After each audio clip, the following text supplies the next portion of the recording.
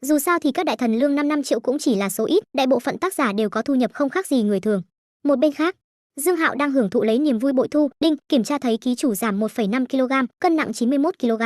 Ban thưởng 300.000 nhân dân tệ, đinh, chúc mừng ký chủ hoàn thành nhiệm vụ ngẫu nhiên phú ông hứa hẹn. Ban thưởng phản hồi x 5 lần, điểm thuộc tính x2. Theo âm thanh nhắc nhở vang lên, tài khoản của Dương Hạo nhận được 300.000 và 3,5 triệu. Số dư trực tiếp tăng vọt lên 3,8 triệu. Đến bây giờ, Dương Hạo cuối cùng cũng trở thành cái gọi là triệu phú. Với Dương Hạo bây giờ, cảm giác thoải mái khi rơi tiền không còn quá cao nữa. Trái lại thì điểm thuộc tính lại làm hắn rất hưng phấn. Lần trước tăng 2 điểm thuộc tính xong đã ảnh hưởng trực tiếp đến người thợ máy như hắn. Cho nên hắn không do dự, trực tiếp tăng 2 điểm thuộc tính này vào cho cậu em, trở thành đại lão 18 cm chân chính. Từ nay về sau, đủ loại nữ yêu tinh, một gậy một người. Lúc này, Bánh Béo đã trả lời tin nhắn của hắn, cảm ơn anh Dương, ngày mai rảnh không mời anh ăn cơm. Bánh Béo này vẫn coi như hiểu lễ nghĩa. Mà Dương Hạo không biết kịch bản nội tâm phong phú của Bánh Béo, căn bản là không biết khi Bánh Béo nhắn tin này thì đã chuẩn bị sẵn sàng tâm lý đi bán ASS. Cũng may là Dương Hạo không biết suy nghĩ của Bánh Béo, bằng không hắn sẽ hộc máu. CMN cũng không soi gương đi, tên mù nào mới bỏ 700.000 mua ASS của cậu. Điên rồi đi. 2 ngày nay Dương Hạo tương đối bận, trực tiếp từ chối lời mời ăn cơm của Dương Hạo. Trước khi ngủ, hắn lại nhìn tài khoản Kidian của mình một cút, dĩ nhiên lại nhận được mấy trăm tin nhắn riêng, hơn nữa quá nửa là tác giả. Đại lão, cầu cọng lông chân. Đại lão, qua xem sách của tôi đi. Đại lão, ôm chặt bắp đùi. Đại lão thích thể loại nào, tôi lập tức viết.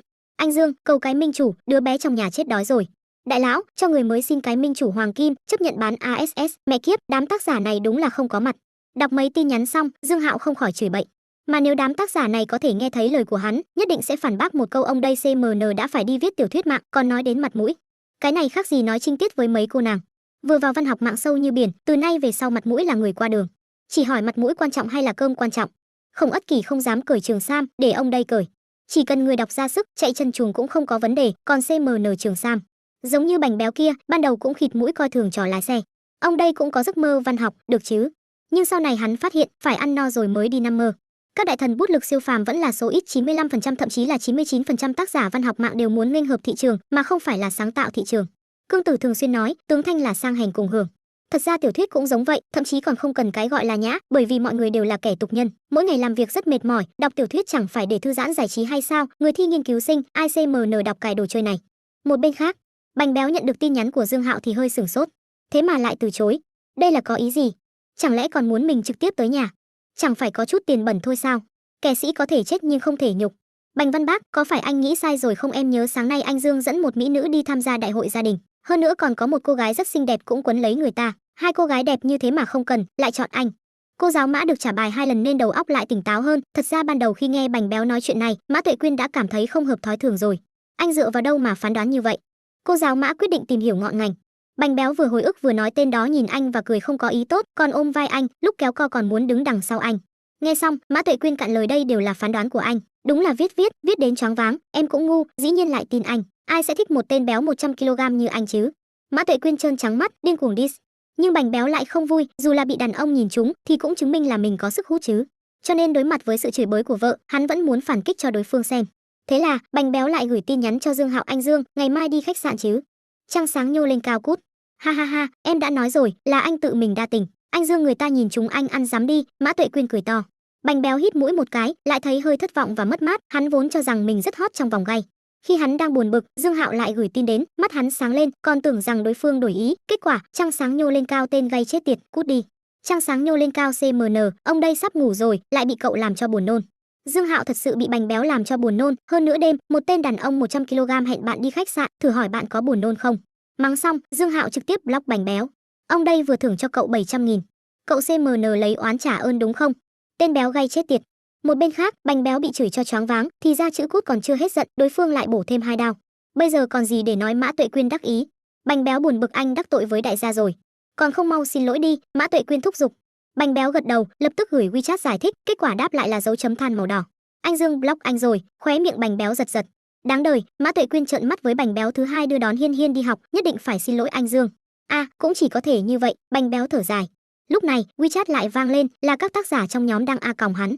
Nhìn các tin nhắn này, Bành Béo lập tức lên tinh thần, 7 cái minh chủ hoàng kim, hắn có thể chém gió cả đời rồi. Hôm sau, Dương Hạo đầu tiên là đưa Hề Hề đến lớp vẽ, tiếp đó lại đưa tiểu nha đầu này đến chỗ Lý Mạn Nhi. Hắn thì đi phòng tập điểm danh.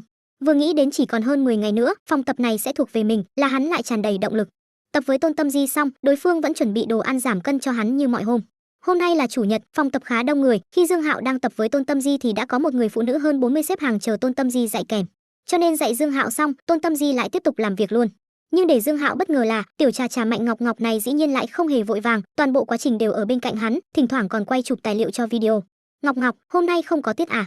Trong ấn tướng của Dương Hạo, Mạnh Ngọc Ngọc rất bận rộn, bán tiết dạy kèm là số 1 số 2 trong tất cả huấn luyện viên ở đây, theo lý thuyết thì cuối tuần phải rất bận mới đúng. Tôi tạm dừng khóa dạy kèm rồi, Mạnh Ngọc Ngọc cười trả lời dạy kèm rất tốn công sức, như vậy không thể giúp Dương đại ca làm video.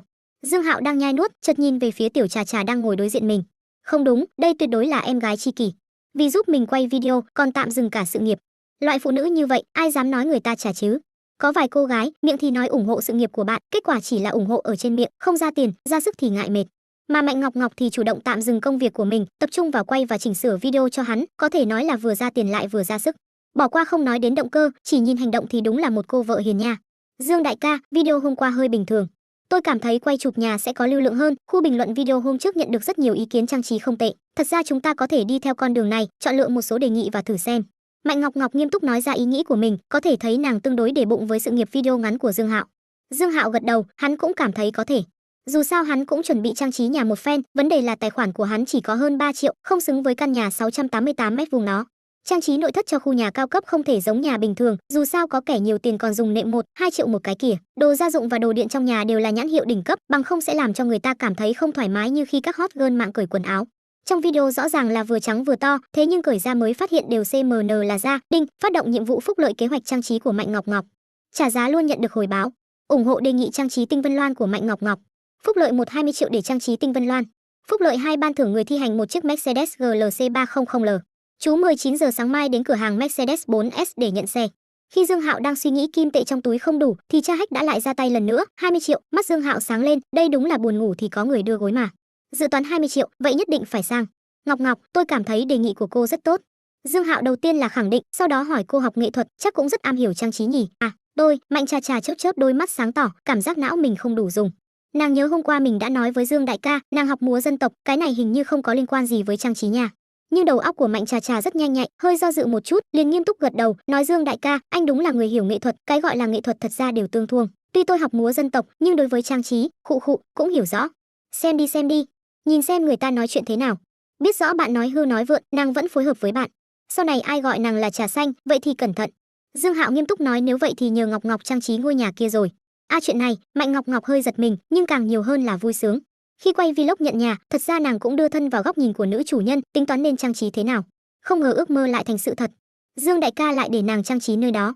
Dương đại ca, tôi sợ mình làm không tốt. Tuy đang mừng như điên, nhưng Mạnh Ngọc Ngọc còn chưa bị vui sướng làm mụ đầu óc, vẫn phải cảnh báo trước một câu, đừng vì mình làm hỏng mà khiến vị này không vui. Tôi tin tưởng ánh mắt của cô. Dương Hạo cho Mạnh Ngọc Ngọc một ánh mắt khẳng định, tiếp đó lại bổ sung dự toán 20 triệu, nhất định phải xài hết, ngàn vạn lần đừng tiết kiệm. Chờ đã, dự toán bao nhiêu cơ? Mạnh Ngọc Ngọc vô thức đáp ứng một tiếng, sau đó bỗng nhiên nhận ra, hình như con số không đúng lắm. Hình như là 20 triệu. Vị tiểu trà trà này vẫn luôn duy trì tâm tính ổn định khi ở trước mặt Dương Hạo, bởi vì nàng biết đàn ông đều thích những cô gái như vậy. Nhưng khi nghe thấy dự toán là 20 triệu, nàng vẫn không khỏi kêu lên một tiếng. Con số này quá lớn, vượt xa khỏi nhận biết về trang trí của Mạnh Ngọc Ngọc, phải biết đây chỉ là trang trí phần mềm, chứ không phải sửa chữa nhà. 20 triệu, cố gắng xài hết, cô có thể lên kế hoạch chi tiết. Dương Hạo rất hài lòng với phản ứng của Mạnh trà trà. Trang bức một phen, nếu không có người cổ động, chẳng phải là cực kỳ không có cảm giác thành tựu sao? Được, tôi biết rồi. Mạnh Ngọc Ngọc hít sâu một hơi, cố gắng để mình bình tĩnh lại một chút. Biết lái xe chứ? Dương Hạo lại hỏi. Biết, nhưng kỹ thuật không tốt lắm. Mạnh Ngọc Ngọc đã có bằng lái, nhưng không có xe. Thật ra nàng cũng có thể mua được một chiếc xe hơn 100.000, nhưng vị tiểu trà trà này muốn dùng tiền cho quần áo và mỹ phẩm hơn. Ngày mai đến cửa hàng Mercedes-Benz lấy xe, trực tiếp mang thẻ căn cước đi làm thủ tục là được. Xe này coi như trả ơn cho việc cô hỗ trợ trang trí nhà, cũng không thể để cô làm không. Dương Hạo lại mượn hoa hiến Phật, chuyện này, Mạnh Ngọc Ngọc giật mình, hạnh phúc đến quá bất ngờ. Tuy nàng làm tất cả cũng là vì ôm chặt bắp đùi vị Dương đại ca này, từ đó thu hoạch được cuộc sống mà mình muốn. Nhưng nàng không ngờ hối báo lại đến nhanh như vậy, Dương đại ca này lại hào phóng như vậy, vừa ra tay đã là một chiếc Mercedes. Dương đại ca, tôi chỉ giúp đỡ một chút thôi, xe thì thôi đi. Mạnh trà trà cảm thấy mình phải bình tĩnh, không thể bị một chiếc Mercedes làm choáng váng, không thể để vị Dương đại ca này cảm thấy mình chỉ tham tiền. Tiếp đó cô sẽ rất bận, phải chạy tới chạy lui, phải có chiếc xe thay đi bộ. Nghe tôi, Dương Hạo trực tiếp lấy khí thế của tổng tài bá đạo. Vậy được rồi, tôi nghe Dương đại ca. Mạnh Ngọc Ngọc ngoan ngoãn gật đầu, dáng vẻ như cô vợ nhỏ nghe lời, trong lòng thì kích động không thôi. Mercedes nha, tuy không nói là xe gì, nhưng tối thiểu cũng phải 200-300 ngàn. Quả nhiên, tạm dừng dạy kèm và tập trung phục vụ Dương đại ca chính là lựa chọn chính xác. Chỉ cần ôm chặt đùi Dương đại ca, trả hết khóa cũng không sao. Lúc này, điện thoại của Dương Hạo lại sáng lên, là Lưu Tử Phong gửi tin đến. 1 giờ 30 phút hôm nay sẽ tụ tập. Lúc này là 12 giờ 30 phút, Lưu Tử Phong hỏi Dương Hạo đã ra ngoài chưa, còn nói sẽ giới thiệu cho hắn một mỹ nữ, bảo hắn cố gắng đến sớm một chút. Dương Hạo rất hiểu người bạn thân này của mình, mỹ nữ trong miệng tên này quá nửa là các cô em ở quán bar, có lẽ còn không biết cả tên thật của người ta. Nếu như bị chú cảnh sát bắt được trong khách sạn, nhất định sẽ bị mang về đồn. Tiếp đó bạn sẽ khóc lóc nói với chú cảnh sát chẳng lẽ yêu đương nhất định phải biết tên đối phương sao? Tình yêu là mù quáng nha. Tôi đi trước, giúp tôi trả hộp cơm cho Tôn Tâm Di. Dương Hạo ăn xong, nghĩ lát nữa chỉ uống ít rượu, không ăn nữa. Dương đại ca, tôi tiễn anh. Mạnh Ngọc Ngọc đứng lên, bởi vì hôm nay không dạy kèm nên nàng ăn mặc rất bình thường. Dương Hạo cũng không cản, mặc nàng tiễn mình ra ngoài. Leo lên xe, Dương Hạo quay cửa sổ xe xuống và nói đúng rồi, gửi số tài khoản cho tôi. À, được, Mạnh Ngọc Ngọc gật đầu. Vị Dương đại ca này đã giao việc trang trí cho nàng, có lẽ sẽ chuyển ít tiền để mình mua đồ. Thế nàng gửi số tài khoản mình hay dùng cho Dương Hạo, đưa mắt nhìn chiếc xe biến mất trên đường, rồi mới quay người vào trong. Ngọc Ngọc, cậu và anh Dương tiến triển thế nào rồi? Vì anh ta mà cậu còn không thèm dạy kèm, không thể không lấy được chỗ nào nào nha. Vu Lệ Lệ ngồi sau quầy lễ tân lập tức mở miệng hỏi, mấy ngày gần đây người bạn thân này của nàng vẫn luôn tập trung lên người Dương Hạo, tuy nhiên lại không nhận được bất cứ thứ gì, nội tâm vị bạn thân nhựa plastic này cũng có chút hả hê. Loại quan hệ bạn thân này cực kỳ không ổn định, tuy không bài trừ một số bạn thân tốt thật, nhưng bạn thân nhựa plastic thì lại chiếm đa số. Bằng không cũng không có cách nói phòng cháy phòng trộm phòng bạn thân. Các ví dụ bị bạn thân cướp bạn trai hoặc bị bạn thân lừa đã nhiều vô số kể. Chu Linh ở bên cạnh cũng dựng thẳng lỗ tai lên nghe. Dù sao nàng cũng nhìn thấy cố gắng của Mạnh Ngọc Ngọc, trong lòng suy nghĩ trả giá như vậy có hiệu quả thật sao? Lệ Lệ, mình cam tâm tình nguyện trả giá vì Dương đại ca. Thật ra mình cảm thấy Dương đại ca rất tốt, có tiền lại không kiêu căng, là người đàn ông đáng giá phó thác, Mạnh Ngọc Ngọc nghiêm túc nói. Cho nên, cậu muốn nói là cậu căn bản không cầu hồi báo? Vu Lệ Lệ liếc mắt nhìn vị bạn thân nhựa này một cái. Mạnh Ngọc Ngọc thì lại cười một tiếng, mình đúng là không cầu hồi báo, nhưng mà Dương đại ca không cho phép nha. Anh ấy bảo mình ngày mai đến cửa hàng Mercedes-Benz lấy chiếc xe thay cho đi bộ, lời tác giả cảm tạ chư vị khen thưởng. Tiếp đó nói đến quyển sách này. Giống như tiêu đề, đây chính là một giấc mơ đẹp của nam nhân trung niên. Người đã trung niên, có quá nhiều ràng buộc, quá nhiều việc không như ý. Chúng ta không thể nào sống tiêu sái như nhân vật chính, nhưng có thể để hắn sống tiêu sái thay chúng ta. Cho nên tôn chỉ của quyển sách này chỉ có một chữ sảng khoái. Sảng sảng và sảng. Nam chính là muốn làm những việc không thể làm trong hiện thực. Át chủ bài chính là tùy tâm sở dục. Dưới tôn chủ này, một số tình tiết sẽ hơi khoa trương và không logic lắm, thậm chí là vô não. Cho nên ta thành lập một cái trung tâm gửi não tại đây. Mọi người có thể gửi não trước khi đọc, chờ sảng khoái xong thì lại lấy đi. Cuối cùng cảm ơn vé thắng và khen thưởng của chư vị, lấy xe, còn là Mercedes. Mắt Vu Lệ Lệ đột nhiên trợn tròn, lúc này mới phản ứng kịp, vị bạn thân nhựa này đang trang bức với mình. Người ta không cầu gì cả. Tiếp đó anh Dương chủ động mua Mercedes cho, khá lắm, trang bức này cho mắc điểm. Ngọc Ngọc, cô không nói đùa chứ, anh Dương muốn mua xe cho cô, còn là Mercedes. Chu Linh khiếp sợ xông tới, mặc dù mọi người đều biết anh Dương rất giàu, trước kia cũng đã nện hơn 100.000 lên người Tôn Tâm Di, nhưng bây giờ lại là một chiếc Mercedes, cái này ít nhiều cũng phải 200, 300.000. Thoáng một cái đã vượt qua Tôn Tâm Di rồi. Quả nhiên, đàn ông đều thích đảm đang. Chu Linh yên lặng suy nghĩ. Ngọc Ngọc, việc này là thật sao? Anh Dương tuy nhiều tiền, nhưng không đến mức hào phóng như vậy chứ, huống chi cậu và anh ta. Vu Lệ Lệ muốn nói hai người còn chưa ngủ chung, sao người ta có thể mua xe cho cậu được? Hơn nữa vừa ra tay đã là Mercedes, tuyệt đối là tiêu chuẩn của bao nuôi tình nhân. Nhưng Vu Lệ Lệ không dám nói như vậy trước mặt Chu Linh, chỉ có thể chờ trở về nhà rồi lại nói. Mà Mạnh Ngọc Ngọc thì lại hiểu ý của Vu Lệ Lệ, vị tiểu trà này phân tích là Dương đại ca là người thoải mái, không giống một số người đàn ông khác sẽ dùng vật chất để trao đổi, thậm chí còn vẽ bánh cho bạn. Dương đại ca là người làm việc trước, sau đó nhìn biểu hiện của mình. Như vậy, Mạnh Ngọc Ngọc cảm thấy có lẽ mình cũng phải hiểu chuyện, tìm cơ hội xử lý việc này. Đừng thấy Mạnh Trà là cao thủ nuôi cá, nhưng nàng rất tỉnh táo, biết rõ đàn ông để ý cái gì nhất, đám đàn ông có quyền thế kia đều có lòng tham chiếm rất mạnh. Lúc trước nàng từng xem yêu cầu tìm bạn trăm năm của một ít đại gia, trong đó thì Trinh Tiết được liệt ở hàng đầu tiên. Cho nên tuy nàng có vẻ như rất dễ bị đẩy ngã, nhưng thực ra vẫn còn nguyên vẹn. Đây cũng là đòn sát thủ lớn nhất của Mạnh Trà, cũng là nước cờ đầu để nàng bước vào hào môn. Muốn vinh hoa phú quý, vậy phải chịu được cô độc và nhàm chán.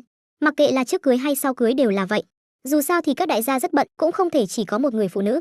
Mục tiêu của Mạnh Ngọc Ngọc rất rõ ràng, đầu óc tỉnh táo, cho nên nàng vẫn luôn yêu cầu nghiêm khắc với bản thân, kiềm chế dục vọng, chịu đựng cô đơn. Chính như câu súp gà kinh điển kia, làm bản thân tốt nhất, chuẩn bị mọi lúc. Cho nên mới nói, những người phụ nữ có thể dính vào đại gia chân chính, tuyệt đối không chỉ có một túi da tốt thôi đâu. Sự trả giá và cố gắng của các nàng là thứ bạn không thể tưởng tượng nổi. Đinh, âm thanh cắt đứt dòng suy nghĩ của Mạnh Ngọc Ngọc. Nàng vô thức liếc nhìn điện thoại, là tin nhắn từ ngân hàng. Nhưng sau khi nhìn thấy nội dung, nàng trực tiếp ngây ngẩn cả người. Tin nhắn này là thông báo biến động số dư. Thế nhưng khoản tiền này lại làm nàng sợ hết hồn. Phía sau số 5, dĩ nhiên lại có tận 6 số không. Nàng không khỏi đếm lại 1, 10, trăm, ngàn, chục ngàn, trăm ngàn, triệu, 5 triệu, không sai, chính là 5 triệu. Mà khi nàng vừa đếm rõ ràng, Dương Hạo đã gửi tin nhắn đến, đã gửi khoản tài chính thứ nhất, sai hết lại nói cho tôi biết, ngàn vạn lần đừng tiết kiệm, cứ tiêu theo dự toán 20 triệu. Mạnh Ngọc Ngọc lại liếc nhìn tin nhắn của ngân hàng, tay cầm điện thoại đã hơi run run. Tuy khoản tiền này không thuộc về nàng, là phải tiêu hết, nhưng Dương đại ca cứ vậy mà gửi 5 triệu cho nàng, hiển nhiên là rất tin tưởng nàng. Có phần tin tưởng này, nàng cảm thấy cơ hội mà mình vẫn luôn mơ ước đã ngày càng gần. Mà Mạnh Trà Trà không biết là Dương Hạo cũng không tin tưởng nàng là bao, chủ yếu là do nàng là người thi hành nhiệm vụ phúc lợi lần này, cho nên 20 triệu này cần do nàng tiêu xài. Theo góc độ của Dương Hạo, hắn cũng vui vẻ khi được rảnh rỗi, trang trí một căn nhà 688 m² cũng là một công trình to lớn, rất mệt mỏi. Hơn nữa ánh mắt của Dương Hạo bây giờ có hạn, năng lực dùng tiền và ánh mắt của hắn cũng không bằng loại tiểu Trà Trà cả ngày nghiên cứu đồ hiệu như Mạnh Ngọc Ngọc. Vu Lệ Lệ thấy Mạnh Ngọc Ngọc ngẩn người thì lại tò mò hỏi Ngọc Ngọc, lại làm sao vậy? Không sao, mình đi tìm anh Vĩ để xin nghỉ. Mạnh Ngọc Ngọc cần tiêu hóa việc 5 triệu một chút, quá chấn động mà. Ngọc Ngọc, vậy mai mình cũng nghỉ, đi lấy xe với cậu. Lúc này, Vu Lệ Lệ thấy rất phức tạp, bạn cùng thuê sắp sửa bay lên trời, nàng vừa hâm mộ vừa đố kỵ. Thậm chí hy vọng chuyện mua xe không phải là thật, ngày mai sẽ có biến cố gì đó, như vậy nàng mới thấy dễ chịu hơn chút. Văn phòng tầng 5. Mạnh Ngọc Ngọc tìm cửa hàng trưởng Vương Đại Vĩ, anh Vĩ, tôi muốn xin nghỉ một thời gian, dừng tất cả khóa công cộng của tôi đi. Ngọc Ngọc, cô không định làm nữa à? Vương Đại Vĩ cau mày, hắn cực kỳ coi trọng Mạnh Ngọc Ngọc, bởi vì năng lực bán khóa dạy kèm của đối phương là số 1 số 2 phòng tập. Có ít việc riêng cần xử lý. Mạnh Ngọc Ngọc cũng không nói chết, dù sao vẫn phải có một đường lui. Bởi vì họ Dương kia, Vương Đại Vĩ nghiêm mặt nói, Ngọc Ngọc là một người đàn ông, nên tôi quá hiểu họ Dương kia, loại đàn ông này là không dựa vào được, chỉ chơi đùa mà thôi, cô đừng để bị lừa. Hơn nữa cô cũng thấy rồi đây, rõ ràng là đang tán tỉnh Tôn Tâm Di, chắc Tâm Di không đồng ý, anh ta lại chuyển sang cô, đàn ông như vậy thì không tin được. Mạnh Ngọc Ngọc gật đầu cảm ơn đã nhắc nhở, tôi biết mình đang làm gì. Thật ra Vương Đại Vĩ cũng có ý tốt, nhưng ý tốt của hắn cũng là có lòng riêng. Hắn hy vọng Mạnh Ngọc Ngọc có thể trở về làm việc như xưa, sáng tạo lợi nhuận cho phòng tập, như vậy thu nhập của hắn sẽ cao hơn chút. Đã vậy, tôi chỉ có thể nói việc công rồi. Vương Đại Vĩ trầm mặt nói, từ giờ trở đi, cô sẽ bị đình chỉ, lương cơ bản và trích phần trăm đều không còn, nếu có hội viên trả khóa dạy, cô phải gánh chịu tổn thất. Nghe vậy thì Mạnh Ngọc Ngọc nhướng mày, lương cơ bản và trích phần trăm không có thì nàng hiểu, nhưng hội viên trả khóa lại cần nàng gánh chịu tổn thất thì hơi quá rồi, dù sao nàng cũng chỉ lấy một ít trích phần trăm mà thôi, đầu to vẫn là cửa hàng. Biết rồi, Mạnh Ngọc Ngọc bình tĩnh gật đầu. Nàng là người thông minh, bây giờ quyền chủ động không trong tay mình, có phản đối cũng vô dụng, còn không bằng không tỏ thái độ. Nếu như có hội viên trả khóa học thật, vậy thì tiền cũng nằm trong túi nàng rồi, muốn nàng lấy ra cũng không dễ như vậy. Vương Đại Vĩ vốn định lấy chuyện này để áp chế Mạnh Ngọc Ngọc, không ngờ đối phương lại kiên quyết như vậy. Người phụ nữ ngu xuẩn này sẽ có ngày cô hối hận. Vương Đại Vĩ thầm chửi bới, chờ Mạnh Ngọc Ngọc rời đi, hắn gọi cho Lễ Tân, gọi Vu Lệ Lệ đến văn phòng. Lệ Lệ, cô thân với Mạnh Ngọc Ngọc, có biết tình hình của cô ấy không? Cụ thể thì không rõ, nhưng hình như anh Dương mua cho cô ấy một chiếc Mercedes. Vu Lệ Lệ nói, Mercedes CMN, Vương Đại Vĩ phục rồi, khó trách người ta kiên quyết như vậy, thì ra là đã ôm được bắp đùi. Rất nhanh, tin tức Dương Hạo mua cho Mạnh Ngọc Ngọc một chiếc Mercedes đã truyền khắp phòng tập. Tâm Di, không phải tôi châm ngòi ly gián, nhưng anh Dương rõ ràng là có ý với cô, bây giờ lại bị Mạnh Ngọc Ngọc đào góc tường. Trong phòng nghỉ, Tôn Tâm Di vừa dạy kèm xong, liền đi phòng nghỉ lấy nước uống. Chu Linh nhân cơ hội này nhỏ giọng thì thầm với Tôn Tâm Di, thật ra Chu Linh cũng không có ý xấu, chỉ là cảm thấy vụ hóng hớt này rất thơm. Khi Tôn Tâm Di ở trên lầu thì đã nghe nói đến việc Dương Hạo mua xe Mercedes cho Mạnh Ngọc Ngọc. Trong lòng nàng tự nhiên là cực kỳ khó chịu, như Chu Linh nói, Dương đại ca rõ ràng là có ý với nàng, nhưng vì trạng thái ly hôn và nuôi con nên nàng hơi do dự, vậy mới cho Mạnh Ngọc Ngọc cơ hội để lợi dụng. Mà bây giờ, nàng lại có một loại cảm giác mất mát như rất nhiều tiền vụt khỏi tay mình, nàng chợt nhớ đến lời khuyên của bạn thân, cơ hội vượt giai tầng rất hiếm có, nhất định phải nắm chắc. Nhà hàng Melasi, Lưu Tử Phong và bạn gái Phùng Lệ Na đã đến. Ngoại trừ hai người họ, còn có em họ của Phùng Lệ Na là Quan Manh Manh. Anh Phong, người bạn kia của anh đã ly dị, nuôi con và cũng già như anh thật à? Người hỏi chính là Quan Manh Manh, nàng một tay chống cằm, suy tư nhìn Lưu Tử Phong. Em họ, lễ phép đâu rồi? Lưu Tử Phong không vui, phản bác, cái gì mà nhìn như anh rất già sao? À, cũng thành thục như anh. Quan Manh Manh chớp chớp đôi mắt to, đổi từ khác. Bọn anh bằng tuổi, là anh em tốt hơn 30 năm, Lưu Tử Phong nói. Vậy thì tốt rồi. Quan Manh Manh đang xem trên kênh YouTube BB Mê Chuyện gật đầu hài lòng, trên mặt lộ ra nụ cười sán lạn. Manh Manh, em muốn làm gì tức đến mức vào ICU à? Bảo em tìm bạn trai cũng là vì tốt cho em. Phùng Lệ Na đã biết kế hoạch của em họ nên cũng cạn lời, cô em họ này chính là phản nghịch. Gần đây gia đình ép nàng đi xem mắt tìm đối tượng, nàng phiền muốn chết, nghe nói Lưu Tử Phong có một người bạn vừa ly dị, nuôi con, lại già lại nghèo. Nên nàng chuẩn bị dẫn người này về cho cha mẹ xem, ý ngầm là hai người bảo con tìm đàn ông đúng không? Vậy con tìm cho hai người xem. Manh Manh, đây không phải trò đùa, nếu em chỉ mang anh em của anh ra làm bia đỡ đạn, vậy thì không hay lắm đâu. Lưu Tử Phong vốn muốn giới thiệu cô em họ xinh đẹp của bạn gái này cho Dương Hạo, không ngờ đối phương lại ôm ý nghĩ này. Yên tâm đi, em sẽ không ép anh ấy. Quan Manh Manh cười, lại thè lưỡi một cái, tiếp đó lại phàn nàn cha mẹ mình lúc đi học thì không cho em yêu đương, bây giờ tốt nghiệp đại học lại giục em đi xem mặt, hừ, nào có chuyện tốt như vậy. Nàng vừa dứt lời, cửa phòng riêng đã bị đẩy ra. Một người đàn ông cao to mặc âu phục hưu nhàn đi vào. Hạo ca, ông đến rồi. Lưu Tử Phong đứng dậy, hai người ôm một cái, họ đã lâu không gặp rồi. Không phải 1h30 sao, hình như không muộn mà. Dương Hạo nhớ là lúc mình đi vào nhà hàng thì là 1h15, hắn còn đến sớm mười mấy phút. Muộn thì không muộn, nhưng còn có mỹ nữ ở đây nha. Bạn gái tôi, Phùng Lệ Na. Em họ cô ấy, Quan Manh Manh. Lưu Tử Phong giới thiệu song phương. Dương Hạo vốn cho rằng mỹ nữ trong miệng vị bạn thân này là các cô nàng ở quán bar, cho nên hắn cũng không để trong lòng, lúc này nhìn thấy Quan Manh Manh thì lại hơi bất ngờ. Cô bé này thuộc loại hình ngọt ngào, người không cao, chỉ khoảng 1m62, nhưng khuôn mặt rất đẹp, dáng người cũng đẹp, những nơi đặc thù của phái nữ đều rất rõ ràng, thuộc về loại hình chồng có chơi, con có ăn. Dương Hạo quan sát Quan Manh Manh, đối phương cũng đang quan sát hắn.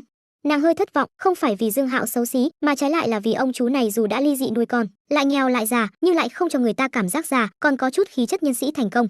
Điều này không phù hợp với hình tượng trong lòng nàng, loại hình tượng này có mang về nhà cũng không có hiệu quả như mong muốn. Cần phải cải tạo lại. Trong lòng Quan Manh Manh đang nghĩ, cho Dương Hạo mặc một chiếc quần tây màu tro, phối hợp với áo polo trung niên hay mặc. Hạo ca, gầy rồi, cũng có tinh thần hơn. Lưu Tử Phong cười bóp bóp tay Dương Hạo, trước kia hắn còn lo người anh em này của mình không gượng dậy nổi sau ly hôn. Không ngờ đối phương còn có tinh thần hơn cả trước khi ly hôn. Gần đây đang giảm cân, nhiều tiền rồi, phải quản lý cân nặng thôi. Dương Hạo mỉm cười, sau đó tặng quà cho Phùng Lệ Na mỹ nữ, sinh nhật vui vẻ. Trước khi đến, Lưu Tử Phong đã nói hôm nay là sinh nhật bạn gái, Dương Hạo thật ra cũng không chuẩn bị quà gì, bởi vì Lưu Tử Phong thường xuyên thay bạn gái, lần tiếp theo gặp mặt chưa chắc đã là người này. Nhưng nếu là sinh nhật thì cũng không thể đi tay không, cũng ami trong cốp sau có gói quà do bên quản lý Tinh Vân Loan tặng, bên trong có một ly giữ âm rất đẹp, còn dùng hộp gỗ để đựng, hắn liền thuận tay lấy ra làm quà. Cảm ơn anh Hạo. Phùng Lệ Na cười cảm ơn, có quà trung quy vẫn vui vẻ. Dương Hạo ngồi xuống, bốn người bắt đầu gọi món. Nhà hàng Tây này rất có tiếng ở Giang Thành, đi con đường cao cấp, có phong cách lại không quá đắt, xem như là một nơi tốt để tụ tập. Gọi món xong, hai cô gái kết bạn đi vệ sinh. Lúc này Dương Hạo mới tìm được cơ hội để hỏi Phong huynh, tình hình thế nào, lần này rất nghiêm túc à? Tôi đã nói rồi, lần này sẽ kết hôn, rất nghiêm túc. Lưu Tử Phong nhún vai. Lưu công tử chơi chán rồi. Dương Hạo cười trêu. Không chơi nữa, muốn an ổn. Lưu Tử Phong cũng trịnh trọng gật đầu. Được, chúc ông thành công. Dương Hạo cười lắc đầu, tuy lần này Lưu Tử Phong nhìn như rất nghiêm túc, nhưng có lần nào tên này không nghiêm túc đâu, có lần thậm chí còn nói đi đăng ký, kết quả mấy ngày sau đã thay người. Bữa cơm ngày nghiêm túc hơn Dương Hạo tưởng nhiều, hắn vốn cho rằng sẽ loại ao rượu rừng thịt, nhưng ngờ người anh em này thật sự chỉ dẫn bạn gái đến cho hắn gặp mặt. Hiển nhiên là vừa rồi Lưu Tử Phong cũng không nói dối, nhưng có thể kéo dài bao lâu thì còn phải đặt nghi vấn. Bốn người uống hai chai rượu vang, khi uống đến chai thứ hai thì Dương Hạo cũng đã quen với hai cô gái. Từ cuộc trò chuyện, hắn biết Phùng Lệ Na làm cùng một công ty với Lưu Tử Phong, nhưng thuộc về hai cửa hàng 4S khác nhau. Phùng Lệ Na tiêu thụ Porsche, mà Lưu Tử Phong thì đang làm cửa hàng trưởng một nhà Audi 4S. Hai người quen nhau trên đại học thường niên của công ty, theo Lưu Tử Phong nói thì là vừa thấy đã yêu. Chẳng qua là, tên này vừa thấy đã yêu rất nhiều rồi. Mà nghề nghiệp của Quan Manh Manh lại làm Dương Hạo hơi bất ngờ, cô em ngọt ngào này lại là thạc sĩ tốt nghiệp Học viện Y Giang Thành, trước mắt đang là bác sĩ thực tập bệnh viện số 2 Giang Thành. Sau khi biết nàng là bác sĩ, Dương Hạo không khỏi ngắm nhìn dáng người nàng vài lần, bỗng nhiên cảm thấy điện ảnh Nhật không lừa mình. Thì ra có bác sĩ vóc dáng như này thật, hắn nghĩ đến Quan Manh Manh mặc áo blue trắng vào, đàn ông nào còn tâm tư khám bệnh chứ. Nếu như nàng làm ở Nam khoa hay là ngoại khoa bí tiểu, vậy chúc mừng các huynh đệ đi cắt bao quy đầu, chỉ sợ một năm cũng không lành được. Dương đại ca, em mời anh một chén. Quan Manh Manh cầm ly rượu lên, cũng ly với Dương Hạo, sau đó trực tiếp uống một hơi cạn sạch. Dương Hạo đầu tiên là sửng sốt, nhưng con gái người ta đã uống hết rồi, hắn tự nhiên không thể sợ, cũng uống một hơi cạn sạch. Dương đại ca, có thể giúp một chuyện không? Quan Manh Manh đặt ly rượu xuống, gương mặt đỏ ửng, ra vẻ đáng thương. Dương Hạo nhìn dáng vẻ đáng thương của vị bác sĩ này, nghĩ thầm quả nhiên, rượu chua không phải rượu ngon mà. Không phải muốn cắt thận chứ? Dương Hạo đùa một câu. Quan Manh Manh cười lắc đầu, Dương đại ca, em là bác sĩ, chỉ chăm sóc người bị thương. Dương Hạo gật đầu, không cắt thận là được. Yên tâm, không cắt thận. Quan Manh Manh chớp chớp mắt, sau đó mới nói, Dương đại ca, có thể làm bạn trai em nửa ngày không? À, Dương Hạo ngẩn người, hắn cũng không ngờ được là lại giúp chuyện này. Hắn đảo mắt qua ngực vị bác sĩ này, vô thức hỏi nửa ngày là ban ngày hay là ban đêm. Hạo ca, học xấu nha. Lưu Tử Phong cười vỗ vỗ vai Dương Hạo, từ trạng thái ngày hôm nay, có thể thấy người anh em này của mình đã thoát khỏi bóng tối ly hôn rồi. Bởi vì rượu nên khuôn mặt nhỏ nhắn của Quan Manh Manh vốn đã đỏ bừng, nghe thấy Dương Hạo hỏi vậy thì càng đỏ hơn. À Hạo, em gái tôi còn chưa từng yêu đương, đừng nói mấy câu như lang như sói đó. Phùng Lệ Na cũng trêu chọc một câu. Dương Hạo thì ra vẻ vô tội, nhún vai nói, Manh Manh nói làm bạn trai nửa ngày, tôi phải hỏi rõ ràng chứ. Ban ngày, chính xác thì mấy tiếng là được. Quan Manh Manh tiếp lời, sau đó giải thích khi đi học thì cha mẹ em phòng em như phòng trộm, không cho em yêu đương, bây giờ ngày ngày lại giục em đi xem mắt, rất phiền. Cho nên muốn tìm lá chắn. Dương Hạo đã hiểu ý của vị bác sĩ này. Giúp đỡ đi mà Dương đại ca. Vừa nhìn đã biết anh là người tốt, giúp em đi mà. Quan Manh Manh chắp tay trước ngực, liên tục cầu xin, dáng vẻ rất đáng yêu. Mà Phùng Lệ Na và Lưu Tử Phong thì không còn gì để nói, không ngờ lại làm vậy để bắt chẹn người ta. Như loại giả ngây thơ giả đáng thương này, là đàn ông đều không chịu nổi. Được rồi, mấy tiếng cũng được, nhưng không thể qua đêm nha. Dương Hạo lại đùa một câu. Cảm ơn Dương đại ca. Quan Manh Manh liên tục gật đầu, cười tươi như hoa. Phùng Lệ Na thì lại trêu ghẹo anh Hạo, tôi cảm thấy anh đang nói mát. Nana, em phải tin vào nhân phẩm của Hạo ca, bọn anh chính là anh em hơn 30 năm, đều là người thành thật. Lưu Tử Phong trịnh trọng nói. Anh người thành thật? Phùng Lệ Na lườm bạn trai một cái, nàng vẫn biết về lịch sử tình trường phong phú của Lưu Tử Phong. Lúc trẻ tuổi có vài cuộc tình cũng là rất bình thường mà. Lưu Tử Phong chột dạ đáp một câu, tiếp đó lại quay qua ôm lấy vai Dương Hạo, nhưng nhân phẩm của Hạo ca thì không cần phải bàn. Sau khi ly hôn vẫn sống một mình nuôi con, cần cù chăm chỉ, giữ khuôn phép. Lưu Tử Phong bắt đầu tạo hình tượng cho anh em mình, nhưng khi hắn đang nói đến nước miếng văng tung tóe, điện thoại Dương Hạo bỗng nhiên vang lên, là Mạnh Ngọc Ngọc gọi đến. Dương Hạo hơi do dự, vẫn nghe máy. Dương đại ca, tôi đang xem giường, có mấy loại rất tốt, tôi quay video và gửi cho anh xem thích loại nào. Giọng nói của Mạnh Ngọc Ngọc cực kỳ ỏn ẻn, cũng không phải cố ý, mà đây tựa như thuộc tính trời sinh của trà xanh vậy. Tuy giọng nàng không to, nhưng khi Dương Hạo nghe máy thì ba người đều yên lặng, nên ba người có thể nghe thấy giọng nói mơ hồ truyền ra. Dương Hạo lại không ngờ Mạnh Trà Trà làm việc nhanh như vậy, nhưng hắn cũng lười quản chuyện này, nếu như chọn giường cũng cần hắn quyết định, vậy thì có khác gì tự đi làm đâu. Nếu hệ thống đã chỉ định người thi hành, vậy dứt khoát giao hết cho nàng. Dương Hạo đáp một câu, cô tự quyết định đi, loại việc này không cần hỏi tôi. À, được rồi, vậy không làm phiền Dương đại ca nữa. Mạnh Ngọc Ngọc nhạy bén phát hiện, hình như Dương đại ca không quá tiện trò chuyện nên dứt khoát cúp máy. Giác ngộ rất cao nha. Dương Hạo để điện thoại xuống, tiếp đó phát hiện ba người đều đang nhìn mình. Hạo ca, tôi vừa mới khen ông kìa. Lưu Tử Phong mở miệng trước. Không có gì, chỉ là một người bạn thôi. Dương Hạo bình tĩnh khoát tay. Bạn bình thường? Lưu Tử Phong truy vấn. Giúp tôi một ít việc. Dương Hạo không muốn trang bức ở trường hợp này, dù sao cũng là sinh nhật bạn gái, không thể cướp danh tiếng của anh em tốt. Mà liên quan đến chuyện mình phát triển, có thể thầm câu thông với Lưu Tử Phong. Thấy Dương Hạo không giống nói dối, Lưu Tử Phong cũng không tiếp tục đề tài này. Một bữa cơm rất vui vẻ, chủ yếu là Quan Manh Manh và Phùng Lệ Na đều tương đối hương ngoại, không hề tẻ nhạt. Khi bốn người chuẩn bị đi, điện thoại của Quan Manh Manh bỗng vang lên, có người gọi video call cho nàng. Nhưng Quan Manh Manh lại nhíu mày, mặt mày dầu dĩ. Là gì à? Phùng Lệ Na tiến đến gần nghe đi, bằng không lát nữa lại gọi đến cho chị. Quan Manh Manh gật đầu, bất đắc dĩ nghe máy. Manh Manh, lâu như vậy chắc cũng kết thúc rồi nhỉ, lần này vừa ý không? Trong video là một phụ nữ trung niên có khí chất đoan trang, có vài phần giống với Quan Manh Manh. Rất vừa ý, hay là con dẫn về nhà cho mẹ xem nhé. Quan Manh Manh nhếch miệng, tức giận nói. Được, vừa hay hôm nay cha con cũng nghỉ ở nhà. Vượt quá dự đoán của Quan Manh Manh, Từ Diễm Phân lại đáp ứng. Như vậy, Quan Manh Manh thật sự không biết nên nói thế nào. Tuy nàng muốn kéo Dương Hạo làm bia đỡ đạn, nhưng đó là sau này, chứ không phải nhanh như vậy. Manh Manh, con không lừa mẹ chứ? Hiển nhiên là Từ Diễm Phân rất hiểu cô con gái phản nghịch của mình. À, con phải hỏi người ta đã, lát nữa sẽ trả lời mẹ. Quan Manh Manh cúp máy, tiếp đó nhìn về phía Dương Hạo, yếu ớt hỏi Dương đại ca, hiện giờ có thể không? Cũng được, Dương Hạo gật đầu, nhưng 8 giờ 30 phút tôi phải đi đón con gái. Được, giờ mới 3 giờ 30 phút, 5 tiếng là đủ rồi. Quan Manh Manh nở nụ cười, trong lòng lại suy nghĩ, có lẽ không cần đến 5 tiếng, chỉ cần vị Dương đại ca này trở về và nói tình hình cho người nhà biết, nhiệm vụ này có khả năng cao là sẽ kết thúc. Hôm nay người cha làm bác sĩ của nàng cũng ở nhà, còn có một bác sĩ thực tập như nàng, tạo thành 2 lớp bảo hiểm, dù mẹ bị tức xỉu, cũng có 2 bác sĩ phục vụ bà. Mình đúng là một đứa con hiếu thảo. Quan Manh Manh thầm trêu chọc bản thân, loại tình huống đó là không thể phát sinh, thân thể của mẹ rất tốt, chút đả kích này không đáng là gì. Nàng chủ yếu là muốn áp chế khí thế của mẹ, không thể để bà về hưu xong rảnh rỗi liền mang con gái ra để tìm niềm vui nha. Muốn trẻ con thì sinh thêm đứa nữa đi. Mấy ngày trước có một tin tức, một bà cô 58 tuổi đã sinh nở thành công, mà MGE nàng chỉ mới 50, thân thể lại tốt như vậy, có lẽ vẫn có thể. Hiện giờ con dẫn người về, khoảng 1 tiếng nữa sẽ đến. Quan Manh Manh gửi tin nhắn cho mẹ, tiếp đó cười hì hì với Dương Hạo. Dương đại ca, 5 tiếng tiếp theo, anh chính là bạn trai em rồi. Dương Hạo mỉm cười, tuy không đáp lời, nhưng nội tâm cũng rất vui vẻ.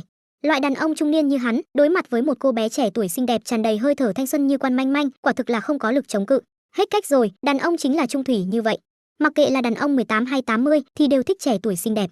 Bốn người rời khỏi phòng, Lưu Tử Phong đi thanh toán. Dương Hạo và Quan Manh Manh đi phía sau, vị bác sĩ này đang giới thiệu về tình hình gia đình mình, mẹ của nàng mới về hưu 1 tháng, cha làm bác sĩ ở bệnh viện nhân dân Giang Thành, hoàn cảnh gia đình không tệ. Anh Hạo, khi Dương Hạo đang nghe Quan Manh Manh nói, bỗng nhiên nghe thấy có người gọi tên mình. Hắn nhìn qua bên đó, liền thấy 2 khuôn mặt quen thuộc, một là vợ cũ Lý Mạn Thù, một là bạn thân Đào Dĩnh của Lý Mạn Thù. Khi Dương Hạo và Lý Mạn Thù kết hôn, Đào Dĩnh còn là phù dâu, về sau cũng thường xuyên đến tiệm lẩu ăn trực, cũng coi như rất quen thuộc, mà lúc này chính là Đào Dĩnh gọi hắn. Anh Hạo, tôi còn tưởng nhầm người nữa, đã có người mới nhanh như vậy. Đào Dĩnh nói xỏ một câu, ánh mắt thì đảo qua người Quan Manh Manh. Lý Mạn Thù cũng chú ý đến Quan Manh Manh, lần trước nàng gặp Dương Hạo ở Tinh Quang thì cô gái bên cạnh hắn không phải người này. Cô gái lần trước cao gầy, phải hơn 1m7, cô gái hôm nay không cao nhưng vẫn trẻ tuổi và xinh đẹp như cũ. Trong lòng Lý Mạn Thù rất phức tạp, nàng nghĩ mãi không ra, một người đàn ông bị mình đá lại có sức hút như vậy, luôn có các cô nàng trẻ tuổi xinh đẹp vây quanh. Chào hai chị, tôi là Quan Manh Manh, bạn gái Dương đại ca. Thông qua giọng điệu của Đào Dĩnh, Quan Manh Manh cũng đoán được đại khái thân phận của hai người này, nàng lập tức khác lên tay Dương Hạo, chủ động tỏ thân phận của mình. Oa, là bạn gái thật này. Đào Dĩnh vốn chỉ suy đoán, không ngờ Quan Manh Manh lại chủ động thừa nhận quan hệ. Lý Mạn Thù cau mày, cô gái trước mắt trẻ tuổi hơn nàng, tuy không cao bằng nàng, nhưng tỷ lệ dáng người cực tuyệt, thậm chí còn giống như nữ chính trong manga, nàng là một người phụ nữ mà cũng không khỏi nhìn thêm vài lần. Em gái, biết tình hình của bạn trai em không? Đào Dĩnh mở miệng châm ngòi đừng để bị người ta lừa. Tự nhiên là biết, Quan Manh Manh mỉm cười, còn cố tình nhích vào trong ngực Dương Hạo. Chú tốt lắm, rất biết thương người. Sang năm tôi sẽ sinh con trai cho Dương đại ca, sau đó liền có 2 người đàn ông bảo vệ tôi. Nghe vậy, khóe miệng Đào Dĩnh giật giật, nghĩ thầm các cô bé bây giờ đều não tàn như vậy à? Đàn ông già trong mắt các nàng lại trở thành bánh trái thơm ngon.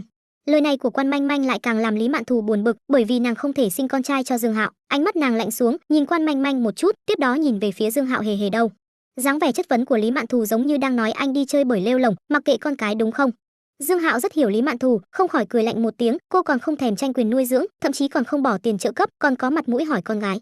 Hê hê, rất tốt. Dương Hạo lạnh lùng đáp một câu, sau đó nói với Quan Manh Manh, chúng ta đi thôi, đừng để cha mẹ sốt ruột. Nha. Quan Manh Manh ngoan ngoãn gật đầu, trước khi đi còn khách khí vẫy tay với hai người Lý Mạn Thù tạm biệt hai chị. Phụ nữ rất hiểu phụ nữ, cho nên nàng luôn nhấn mạnh chữ chị này, đồng thời treo nó bên miệng. Em gái, sẽ đến lúc em phải khóc thôi. Nhìn bóng lưng hai người, Đào Dĩnh hưng tợn nguyền rủa một câu, nhưng hai người đã đi xa, cũng không có đáp lại. Đám gái trẻ bây giờ đều có bệnh à, một tên đàn ông già đã ly hôn thì có gì tốt. Đào Dĩnh lại bắt đầu phàn nàn với Lý Mạn Thù. Anh ta thay đổi rồi, đây là cô gái thứ hai mình nhìn thấy, lần trước đã từng gặp một cô gái khác ở Tinh Quang. Lý Mạn Thù vừa nói vừa liếc nhìn hai người đi xa, nàng cảm thấy Dương Hạo bây giờ rất khác, gầy hơn, tự tin hơn, phấn chấn hơn. Loại tự tin này là phát ra từ nội tâm, chứ không phải giả bộ. Thế nhưng loại tự tin này bắt nguồn từ đâu? Lý Mạn Thù không khỏi nghĩ đến túi xách Prada của em gái.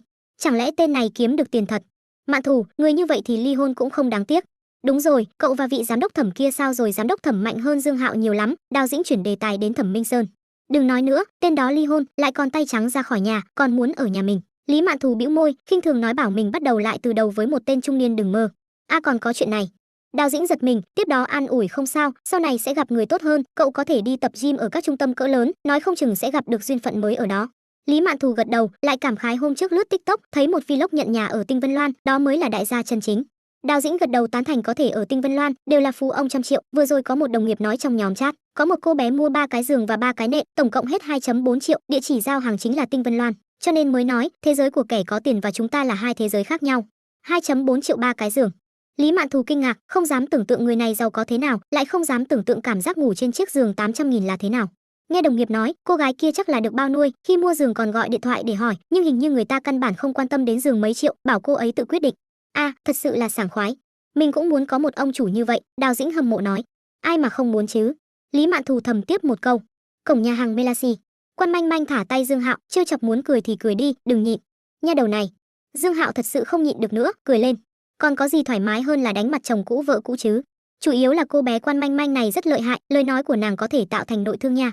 Mà Dương Hạo thì là kẻ tục nhân, hành vi của Quan Manh Manh làm hắn rất thoải mái. Lúc này đại khái sẽ có người đạo đức cao thượng nói, một người đàn ông không thể rộng lượng một chút sao? Dương Hạo muốn nói là chưa trải qua sự khốn khổ của người, đừng khuyên người thiện. Cương Tử nói người khuyên bạn rộng lượng, nhất định phải rời xa, bằng không bạn sẽ bị liên lụy khi hắn bị sét đánh. Thế nào, làm la chắn cho em không thiệt chứ? Quan Manh Manh đắc ý nói. Không thiệt, còn kiếm lời. Dương Hạo gật đầu cười, lúc trước hắn đáp ứng yêu cầu ngây thơ này của Quan Manh Manh, chủ yếu là vì cảm thấy cô bé này có tiềm chất làm NPC. Mà bây giờ, dù không thể thành NPC thì hắn cũng sẽ giúp, dù sao cuộc sống cũng vui vẻ hơn khi có một người bạn thú vị như này. Hạo ca, Manh Manh, bọn tôi đi trước, đồng nghiệp vừa gọi rồi. Lưu Tử Phong gọi lái thay, hắn lên tiếng chào Dương Hạo và Quan Manh Manh, sau đó lên xe với Phùng Lệ Na. Anh Hạo, lát nữa phải thể hiện tốt nha, nói không chừng còn có thể chuyển từ cộng tác viên thành chính thức. Phùng Lệ Na ngồi vào xe, lại vẫy tay trêu chọc hai người. Dương Hạo cười lắc đầu, tôi không ăn bánh vẽ, cộng tác viên đều dùng để gánh trách nhiệm, nào có ai được chuyển chính. Nghe vậy, Phùng Lệ Na cười ha ha, trong lòng yên lặng oán thầm, quả nhiên, đàn ông có tuổi không dễ lừa. Dương đại ca, em gọi lái thuê rồi, sắp đến rồi. Quan Manh Manh cũng lái xe đến, xe của nàng là một chiếc Ora Ballet Ket màu hồng. Người sử dụng chiếc xe này được định vị rất rõ ràng, chính là những cô gái trẻ tuổi như Quan Manh Manh. Nhưng xe này thật sự không có tính giá trị gì đáng nói, chiếc Ora Ballet Ket này của Quan Manh Manh có giá 179.800 nhân dân tệ, có thể chạy liên tục 500 km, với giá này thì đúng là có nhiều lựa chọn. Nhưng rất nhiều phụ nữ trẻ tuổi sẽ mua cho nên dân mạng còn gọi xe này là loại xe chuyên cắt rau hẹ của các thiếu nữ. Dương Hạo cũng không lái xe mà leo lên xe của Quan Manh Manh. Khoảng nửa tiếng sau, chiếc Ora Ballet Ket đi vào tầng hầm tiểu khu Thủy Ngạn Hoa Viên. Dương Hạo và Quan Manh Manh xuống xe, tiếp đó lấy rượu thuốc đã mua trên đường ra. Diễn kịch cũng phải diễn cho tròn vai, lần đầu tiên đến nhà vẫn phải có quà. Những thứ này đều là Quan Manh Manh mua, dù sao Dương Hạo cũng chỉ là một diễn viên, không cầm cát xê thì thôi, không thể tự bỏ tiền được. Tuy Dương Hạo không quan tâm chút tiền này, nhưng nếu hắn bỏ tiền, vậy ý nghĩa sẽ khác. Đúng rồi, Manh Manh, hình tượng của anh là gì lúc chờ thang máy? Dương Hạo hỏi. Cứ như thường là được, họ hỏi gì, anh cứ trả lời thật là ok. Quan Manh Manh nói xong lại bổ sung, nếu mẹ em nói chuyện khó nghe, anh đừng để bụng nhé. Em nghi bà bị mắc hội chứng về hưu, gần đây rất nhiều chuyện. Dương Hạo gật đầu, không để ý, nói phụ huynh mà, muốn nói gì thì nói thôi. Khi nói chuyện, thang máy đã đến nơi, Quan Manh Manh hít sâu một hơi, tiếp đó lại cua nắm đấm, trong miệng thì thầm tất thắng, tất thắng. Dương Hạo nhìn cô nàng ngây thơ này một chú, rất khó tưởng tượng nàng khám bệnh cho bệnh nhân thế nào nữa. Bệnh nhân của nàng thật sự sẽ nghe lời nàng sao? Thang máy dừng ở tầng 20. Một tầng 2 hộ, nhà Quan Manh Manh ở phía đông, số 21. Đi ra thang máy, Quan Manh Manh nhỏ giọng hỏi Dương đại ca, anh căng thẳng không? Anh cần căng thẳng sao? Dương Hạo tò mò hỏi lại. Không cần, em muốn nói là em khẩn trương. Quan Manh Manh thật ra đã thấy hơi hối hận khi kéo Dương Hạo đi làm bia đỡ đạn, bởi vì từ nhỏ đến giờ nàng chưa từng dẫn con trai về nhà, cho dù là bạn bình thường cũng không. Vị bác sĩ này bỗng nhiên thấy hơi sợ. Hay là, bây giờ chia tay nhé. Dương Hạo chỉ cho Quan Manh Manh một con đường sáng, lúc trước nói 5 tiếng, giờ chia tay cũng chỉ là sớm hơn 4 tiếng mà thôi. Không được, em không thể cúi đầu trước thế lực tà ác. Quan Manh Manh quyết định nhanh chân bước đến cửa nhà mình, mở khóa vân tay. Nhưng trong khoảnh khắc mở cửa, nàng lại hối hận. Bởi vì lúc này, trong nhà không chỉ có cha mẹ mà còn có vợ chồng dì hai, cũng chính là cha mẹ Phùng Lê Na. Quan Manh Manh bỗng cảm thấy nhức đầu, nàng quên mất quan hệ của mẹ với dì hai. Nhà dì hai ở gần đây, nếu nàng dẫn bạn trai về nhà, dì hai nhất định sẽ trình diện. Tình huống cũng từ nhị đường hội thẩm biến thành tứ đường hội thẩm. Độ khó tăng mạnh, cũng là thử thách to lớn với kỹ xảo biểu diễn của diễn viên. Manh Manh về rồi, mau vào đi. Khi Quan Manh Manh đang suy nghĩ, cha mẹ và vợ chồng dì hai đã tiến lên đón. Bốn người không đón nàng, mà là đón Dương Hạo ở sau lưng nàng. Chào chú, chào dì. Dương Hạo lại rất bình tĩnh, khách khí chào hỏi với mấy người, sau đó gửi quà rượu thuốc do Quan Manh Manh mua.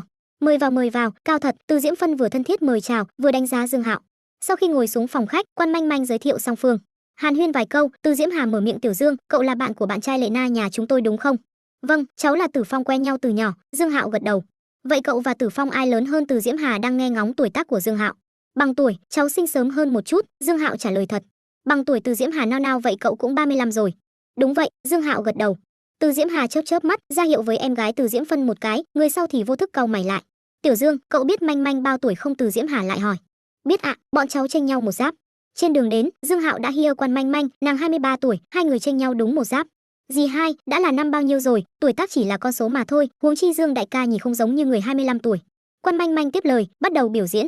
Ngay trước mặt Dương Hạo, hai chị em Từ Diễm Hà và Từ Diễm Phân đều không tiện nói gì, chỉ có thể cười xấu hổ. Tiểu Dương, vậy cậu vẫn chưa kết hôn à? Từ Diễm Hà lại đổi đề tài, bà bị em gái gọi đến đây, chủ yếu là để làm chuyên viên thẩm vấn, dù sao Từ Diễm Phân là mẹ vợ, cũng không tiện hỏi quá sâu. Nhưng Từ Diễm Hà thì khác. Không, đã từng kết hôn, nhưng đã ly hôn. Dương Hạo đáp thật. À, nghe vậy, hai chị em Từ gia liếc nhau, đều hơi sửng sốt. Hai người vốn cho rằng người bạn trai mà Quan Manh Manh dẫn về chỉ hơi nhiều tuổi một chút, không ngờ lại còn ly hôn rồi.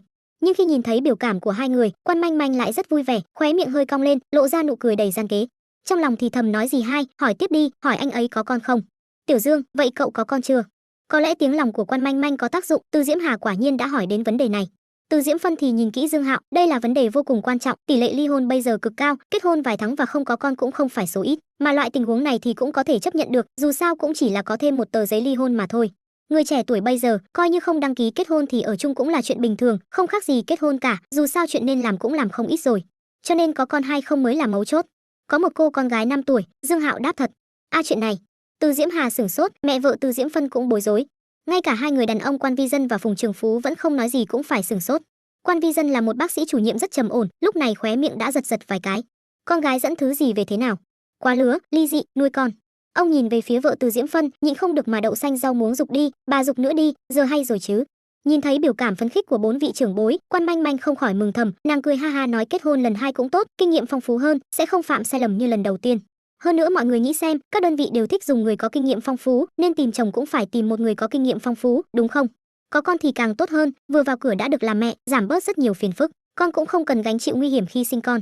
Quan Manh Manh càng nói càng hưng phấn, cô bé này bắt đầu liệt kê các lợi ích khi lấy một người đàn ông già ly dị nuôi con một mình. Dương Hạo là người trong cuộc, nghe vào cũng sửng sốt, thậm chí còn hiểu ra vì sao có một ít phụ nữ thích xem những video súp gà cho tâm hồn kia. Mẹ kiếp, đúng là rất thoải mái nha. Bà tuy ly hôn nuôi con một mình, nhưng sẽ có một ngày, hoàng tử sẽ lái Rolls Royce, cầm lễ hỏi chục triệu đến cưới bà về nhà. Dừng lại, lúc này, Từ Diễm Phân cưỡng ép cắt đứt Quan Manh Manh. Bà hung hăng trợn mắt với cô con gái phản nghịch này, tiếp đó lại nhìn về phía Dương Hạo. Manh Manh còn nhỏ không hiểu chuyện. Tiểu Dương, cậu là người từng trải, có lẽ đã có nhận thức sâu sắc với hôn nhân, hai đứa lại chênh lệch về tuổi tác, cậu cảm thấy hai đứa thích hợp không? Con không muốn anh ấy cảm thấy, con chỉ muốn con cảm thấy. Quan Manh Manh tiếp lời, giọng điệu chắc chắn, dù sao con cũng cảm thấy rất hợp. Con, Từ Diễm Phân giận đến run người. Bà đã nhìn rõ rồi, cô con gái phản nghịch này dẫn người về nhà, chính là không có ý tốt. Tiểu Phân, em đừng kích động. Từ Diễm Hà ra hiệu em gái bình tĩnh, bà đánh giá Dương Hạo một chút, lại nói Tiểu Dương, nhà chúng tôi cũng không cổ hủ, thật ra chỉ cần Manh Manh đồng ý, chúng tôi sẽ ủng hộ. Nhưng cậu là người từng trải, hôn nhân cần kinh tế để chống đỡ, bây giờ cậu có một đứa con, nếu như kết hôn với Manh Manh, cũng cần sinh một đứa con thuộc về hai người, thậm chí là hai đứa, như vậy một nhà 5 miệng ăn. Cho nên nhà ở là chuyện lớn, một nhà 5 miệng ăn ở, ít nhiều cũng phải 140-150 mét vuông, dính đến vấn đề đi học của bọn nhỏ, nên tốt nhất là mua ở khu gần trường học. Đây là vấn đề thực tế nhất, cho nên cậu có một căn nhà 150 mét vuông ở khu gần trường học không? Từ Diễm Hà nói có lý có cứ, điểm nhấn chính là để Dương Hạo biết khó mà lui. Khu nhà gần trường học đều hơi đắt, giá nhà ở Giang Thành khoảng 15.000, nhưng ở gần trường học tốt thì giá nhà tăng gấp bội, một căn nhà 150 mét vuông ít nhất cũng phải 4-5 triệu. Từ Diễm Phân khẽ gật đầu, thầm cho chị hai mình một like, nghĩ thầm gọi chị hai đến là đúng. Thấy Dương Hạo không lên tiếng, Từ Diễm Hà lại mở miệng nói, Tiểu Dương, cậu là người từng trải, chúng ta chỉ nói chuyện, cứ ăn ngay nói thật. Mà lần này, cuối cùng Dương Hạo cũng mở miệng, cháu không có nhà 150 mét vuông ở khu gần trường học. Nghe vậy, hai chị em Từ gia liếc nhau một cái, trên mặt lộ ra nụ cười. Nhưng lúc này, Dương Hạo lại hỏi, vậy 688 mét vuông có được không, nếu không được, cháu sẽ bán đi, đổi một căn 150 mét vuông. Từ Diễm Hà ngớ người. Từ Diễm Phân ngây người. Quan Manh Manh hỏi chấm. Nàng vội vàng kéo góc áo của Dương Hạo, nhỏ giọng nói, đại ca, diễn xong rồi. Từ Diễm Hà lấy lại tinh thần, hỏi, tôi không nghe rõ, bao nhiêu M2 cơ? 688 mét vuông, tiểu khu Tinh Vân Loan, hình như cũng gần trường học. Dương Hạo cũng không xác định nơi đó có trường học không, nhưng đó là khu vực trung tâm của thành phố, nhất định sẽ có trường học rất khá. Tinh Vân Loan 688 mét vuông, chị em Từ gia đều không bình tĩnh, Quan Vi Dân và Phùng Trường Phú cũng nhìn Dương Hạo với vẻ khiếp sợ. Tinh Vân Loan quá nổi tiếng ở Giang Thành, nhất là với những gia đình bậc trung như họ, quả thực là như sấm bên tai. Bởi vì hoàn cảnh gia đình khá tốt nên họ cũng có thể tiếp xúc với những người ở cấp độ đó, hoặc là nói là có liên hệ với người ở tầng lớp đó. Ví dụ như Từ Diễm Phân từng làm việc trong thành phố, tiếp xúc với rất nhiều xí nghiệp gia, trong đó cũng có người ở Tinh Vân Loan. Tại Giang Thành, ở trong Tinh Vân Loan chính là biểu tượng cho tài phú và thân phận. Khác với vẻ khiếp sợ của mấy vị trưởng bối, Quan Manh Manh lại gấp đến dậm chân, nàng tự nhận mình đã biết nội tình của Dương Hạo. Lúc này nàng đang điên cuồng đậu xanh rau muống, đại ca, tôi tìm anh đóng kịch nhưng không bảo anh diễn đại gia mà, sao anh còn tự tạo hình tượng cho mình nữa? Hơn nữa, anh không biết gì hai của tôi rồi, bà tuyệt đối sẽ nói đến xem nhà, đến lúc đó thì xong đời. Từ Diễm Hà bình tĩnh lại, truy vấn, Tiểu Dương, cậu thật sự có nhà ở Tinh Vân Loan? Đúng vậy, Dương Hạo gật đầu, chân thành nói, gì hai, dì bảo cháu nói thật nên cháu chỉ dám nói thật. Nếu vậy, có thuận tiện đi tham quan một chút không, tôi còn chưa từng vào Tinh Vân Loan, trước kia chỉ nghe nói đến thôi. Từ Diễm Hà quả nhiên đã yêu cầu được tham quan, mà Quan Manh Manh đã chuẩn bị từ trước, lập tức tiếp lời, không tiện, không có thời gian. Dương đại ca, anh phải đi tăng ca rồi đúng không? Hay là hôm nay dừng ở đây nhé? Quan Manh Manh vừa nói chuyện vừa nháy mắt ra hiệu với Dương Hạo, ra hiệu hắn phối hợp với mình. Manh Manh, con đừng mở miệng. Từ Diễm Phân chừng con gái, bây giờ bà cũng rất nghi ngờ, không biết con gái dẫn hàng giả về trêu tức mình hay là một đại gia thật. Nếu như đối phương là đại gia thật, bà có thể hiểu vì sao con gái nhìn trúng đối phương, điều kiện bên ngoài ok, đồng thời điều kiện kinh tế ưu việt, không phải là không thể cân nhắc. Dù sao với xã hội bây giờ, kém mười mấy tuổi cũng không phải là vấn đề. Rất nhiều phú ông và đại gia đều cưới vợ trẻ, thậm chí có vị đại lão cưới cô vợ nhỏ hơn 54 tuổi nữa kìa. So sánh ra, kém 12 tuổi quả thực là lương tâm trong giới đại gia. Nếu mọi người không ngại phiền thì có thể đi qua tham quan. Dương Hạo cũng không quan trọng, dù sao nhà cũng ở đó. Không phiền, nơi này cũng không xa Tinh Vân Loan lắm. Từ Diễm Hà lập tức nói tiếp, sau đó lại liếc mắt ra hiệu với em gái Từ Diễm Phân, Tiểu Phân, chúng ta qua xem một chút nhé. Cũng được, thuận tiện qua phố thương mại bên đó ăn bữa cơm. Từ Diễm Phân gật đầu phụ họa. Thấy thế, Quan Manh Manh triệt để khẩn trương, đừng mà, đi thật à? Nàng dùng sức tóm tay Dương Hạo, ý bảo hắn ngăn cản, mà đối phương lại vỗ vai trấn an nàng, đi thì đi thôi, em cũng qua xem luôn. Quan Manh Manh khóc cười không xong, nghĩ thầm, đại ca, có phải anh diễn quá sâu rồi không? Xin cầm lại kịch bản ly dị nuôi con, vừa già vừa nghèo của anh đi. Nhân vật của anh không phải là đại gia, không phải đại gia, không phải đại gia. Chuyện quan trọng phải nói 3 lần. Hơn nữa khi chém gió, có thể chọn cái nhà nào rẻ một chút không, như vậy gì hai cũng sẽ không yêu cầu đi xem. Anh nói Tinh Vân Loan, có ai không tò mò chứ? Quan Manh Manh điên cuồng đậu xanh rau muống, thế nhưng vị bạn trai tạm thời này của mình lại có vẻ rất bình tĩnh, giống như là có một căn nhà mấy chục triệu ở nơi đó vậy. Nếu như đây là thật, chị họ và anh Phong đã nói cho mình rồi. Huống chi, nếu như anh là đại gia, vậy vợ cũ sao có thể thành vợ cũ, lại còn là bị đối phương đá. Có người phụ nữ nào không muốn có một ông chồng phú ông chục triệu chứ? Chẳng lẽ tìm được một phú ông trăm triệu? Thế nhưng lúc nãy gặp mặt, đối phương cũng không giống một bà chủ của một gia đình cấp trăm triệu. Quan Manh Manh trăm mối không có lời giải, nhưng đoàn người đã đi thang máy đến tầng hầm. Quan Vi Dân có một chiếc Toyota Camry, chị em Từ gia đều lên xe ông. Mà Phùng Trường Phú thì ngồi vào buồng lái Ora Baleket làm tài xế, bởi vì Quan Manh Manh và Dương Hạo đã uống rượu nên không thể lái xe. Dương đại ca, lẽ nào anh định dẫn họ đi nhìn bản mẫu? Quan Manh Manh cố ý chậm một bước, giữ chặt tay Dương Hạo và hỏi nhỏ, đây là phương án duy nhất mà nàng có thể nghĩ ra. Bản mẫu gì, đương nhiên là nhà của anh. Dương Hạo nhún vai. Này, đừng diễn nữa, bây giờ chỉ có hai chúng ta thôi. Quan Manh Manh có chút cạn lời. Dương Hạo thở dài, có đôi khi quá khiêm tốn cũng là vấn đề, bạn nói gì người ta cũng không tin. Được rồi, anh ngả bài, anh là đại gia. Dương Hạo bắt chước giọng điệu của Vương Đa Ngư. Anh. Quan Manh Manh vẫn không quá tin tưởng, cảm thấy Dương Hạo đang nói đùa. Dù sao, hắn cũng đang nói lời thoại trong phim. Manh Manh, Tiểu Dương, lên xe thôi. Phùng Trường Phú gọi hai người lên xe. Được rồi, Dương Hạo lên tiếng, trực tiếp ngồi vào tay lái phụ, thứ nhất là có thể chỉ đường, thứ hai là tránh cho Quan Manh Manh tiếp tục dây dưa ở đề tài này. Thế là, hai chiếc xe lái ra khỏi tầng hầm, đi về phía Tinh Vân Loan. Quan Manh Manh ngồi trên ghế sau, tâm tình rất không yên. Có một loại cảm giác đang ngồi trên xe tù, trên đường đi đến pháp trường. Mà Dương Hạo thì chính là đao phủ. Thế nhưng, đao phủ lại đang trò chuyện vui vẻ với Phùng Trường Phú, hoàn toàn không có cảm giác căng thẳng khi đi đến pháp trường. Người là đao phủ nhà. Căng thẳng cái rắm. Quan Manh Manh bỗng nhiên hiểu ra, có chết thì cũng chỉ là nàng chết thôi. Đao phủ kia không biết người nhà nàng, có thể trực tiếp phủi mông rời đi. Không âm hiểm như vậy chứ. Quan Manh Manh vô thức liếc nhìn ghế lái phụ một chút, trong lòng thì đang cầu nguyện, đại ca, tôi giúp anh trang bức trước mặt vợ cũ rồi đấy, xin anh nhất định phải lương thiện. Trên một chiếc xe khác, Chị hai, chị nói Tiểu Dương nói thật không? Lúc này, tâm trạng của Từ Diễm Phân rất phức tạp, bà vẫn làm ở chính phủ thành phố nên tiếp xúc với rất nhiều người có quyền có thế. Dưới hoàn cảnh đó hun đúc, bà cũng khó tránh khỏi có một loại tâm lý hướng tới quyền thế. Tự nhiên hy vọng con gái mình có thể gả vào gia đình như vậy, thế nhưng người có quyền thế rất coi trọng môn đăng hộ đối, mạnh mạnh liên thủ. So với dân chúng bình thường, nhà họ xem như là rất tốt, nhưng so với tầng lớp kia thì căn bản là không sờ được vào bậc cửa.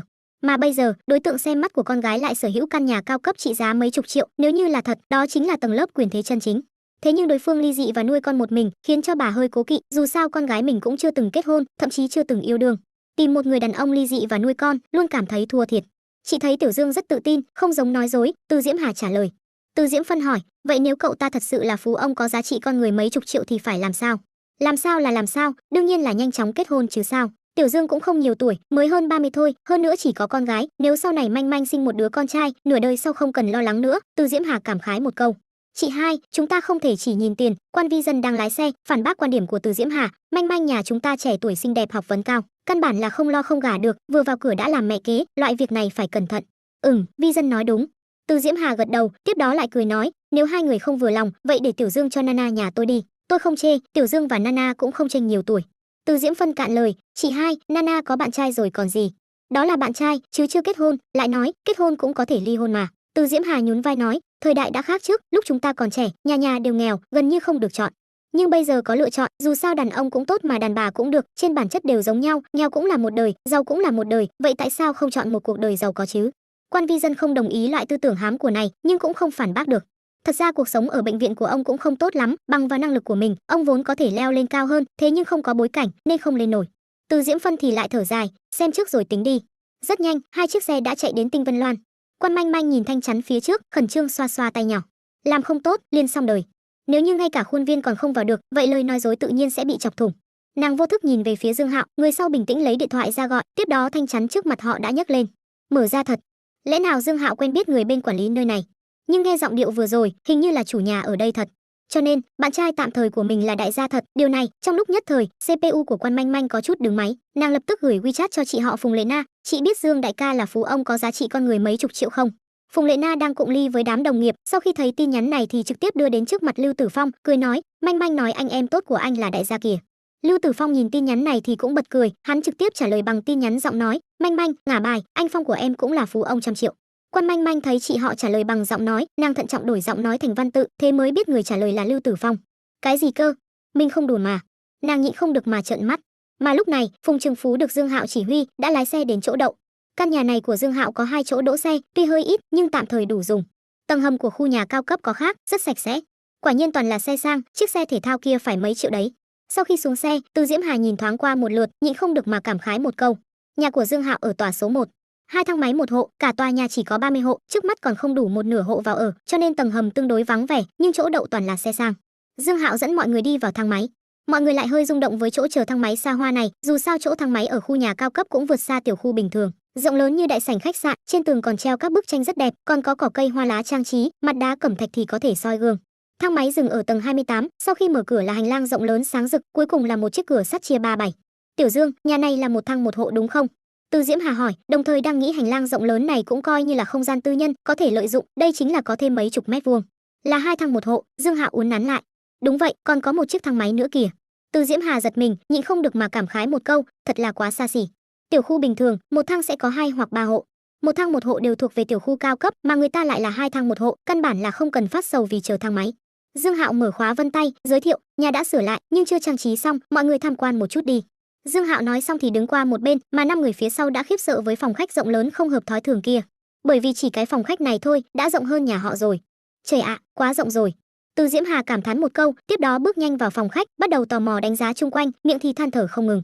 Từ Diễm Phân và 2 người đàn ông cũng đi vào phòng khách, tiếp đó 4 người tạo thành đoàn tham quan, bắt đầu đi lại khắp nơi. Quan Manh Manh thì không đi cùng họ, mà tiến đến bên cạnh Dương Hạo, mặt mũi tràn đầy vẻ khó tin nói, cho nên anh thật sự là đại gia. Dương Hạo cười nói, anh đã nói rồi mà. Em cho là anh đùa. Quan Manh Manh cong miệng nhỏ, đậu xanh rau muống, đám đại gia các anh đều thối như dám vậy. Thế là lại đi giả nghèo để lừa gạt những bình dân như bọn em. Đừng đùa, em cũng không phải bình dân. Ánh mắt Dương Hạo vô ý lướt qua tâm hồn rộng lớn của Quan Manh Manh, lại bổ sung, hơn nữa anh cũng không giả nghèo, chỉ là các em cho rằng anh nghèo thôi. Quan Manh Manh không phản bác được. Hình như là vậy thật, nàng nghe Lưu Tử Phong và Phùng Lệ Na giới thiệu, cho nên tưởng Dương Hạo là một người đàn ông vừa già vừa nghèo. Nhưng nàng căn bản là chưa từng chức thực. Khi ở nhà hàng Tây, em để anh rất có mặt mũi, bây giờ anh lấy mặt mũi cho em, hòa nhau, Dương Hạo cười ha ha nói. Mà khi nghe thấy mấy chữ hòa nhau, Phùng Lệ Na lại có một loại cảm giác thất vọng và mất mát, tựa như bỗng nhiên bừng tỉnh từ giấc mơ đẹp. Trong bất tri bất giác, nàng dĩ nhiên cũng vào vai diễn. Rõ ràng chỉ là bạn trai tạm thời 5 tiếng mà thôi. Nàng vô thức liếc nhìn thời gian, thẻ trải nghiệm bạn trai còn 3 tiếng 13 phút. Trong phòng ngủ chính, Từ Diễm Hà đã than thở nờ lần, không dám tưởng tượng, một phòng ngủ mà cũng hơn 100 m². Trời ơi, cửa sổ 270 độ, phong cảnh cũng quá đẹp. Từ Diễm Phân cũng triệt để chấn động.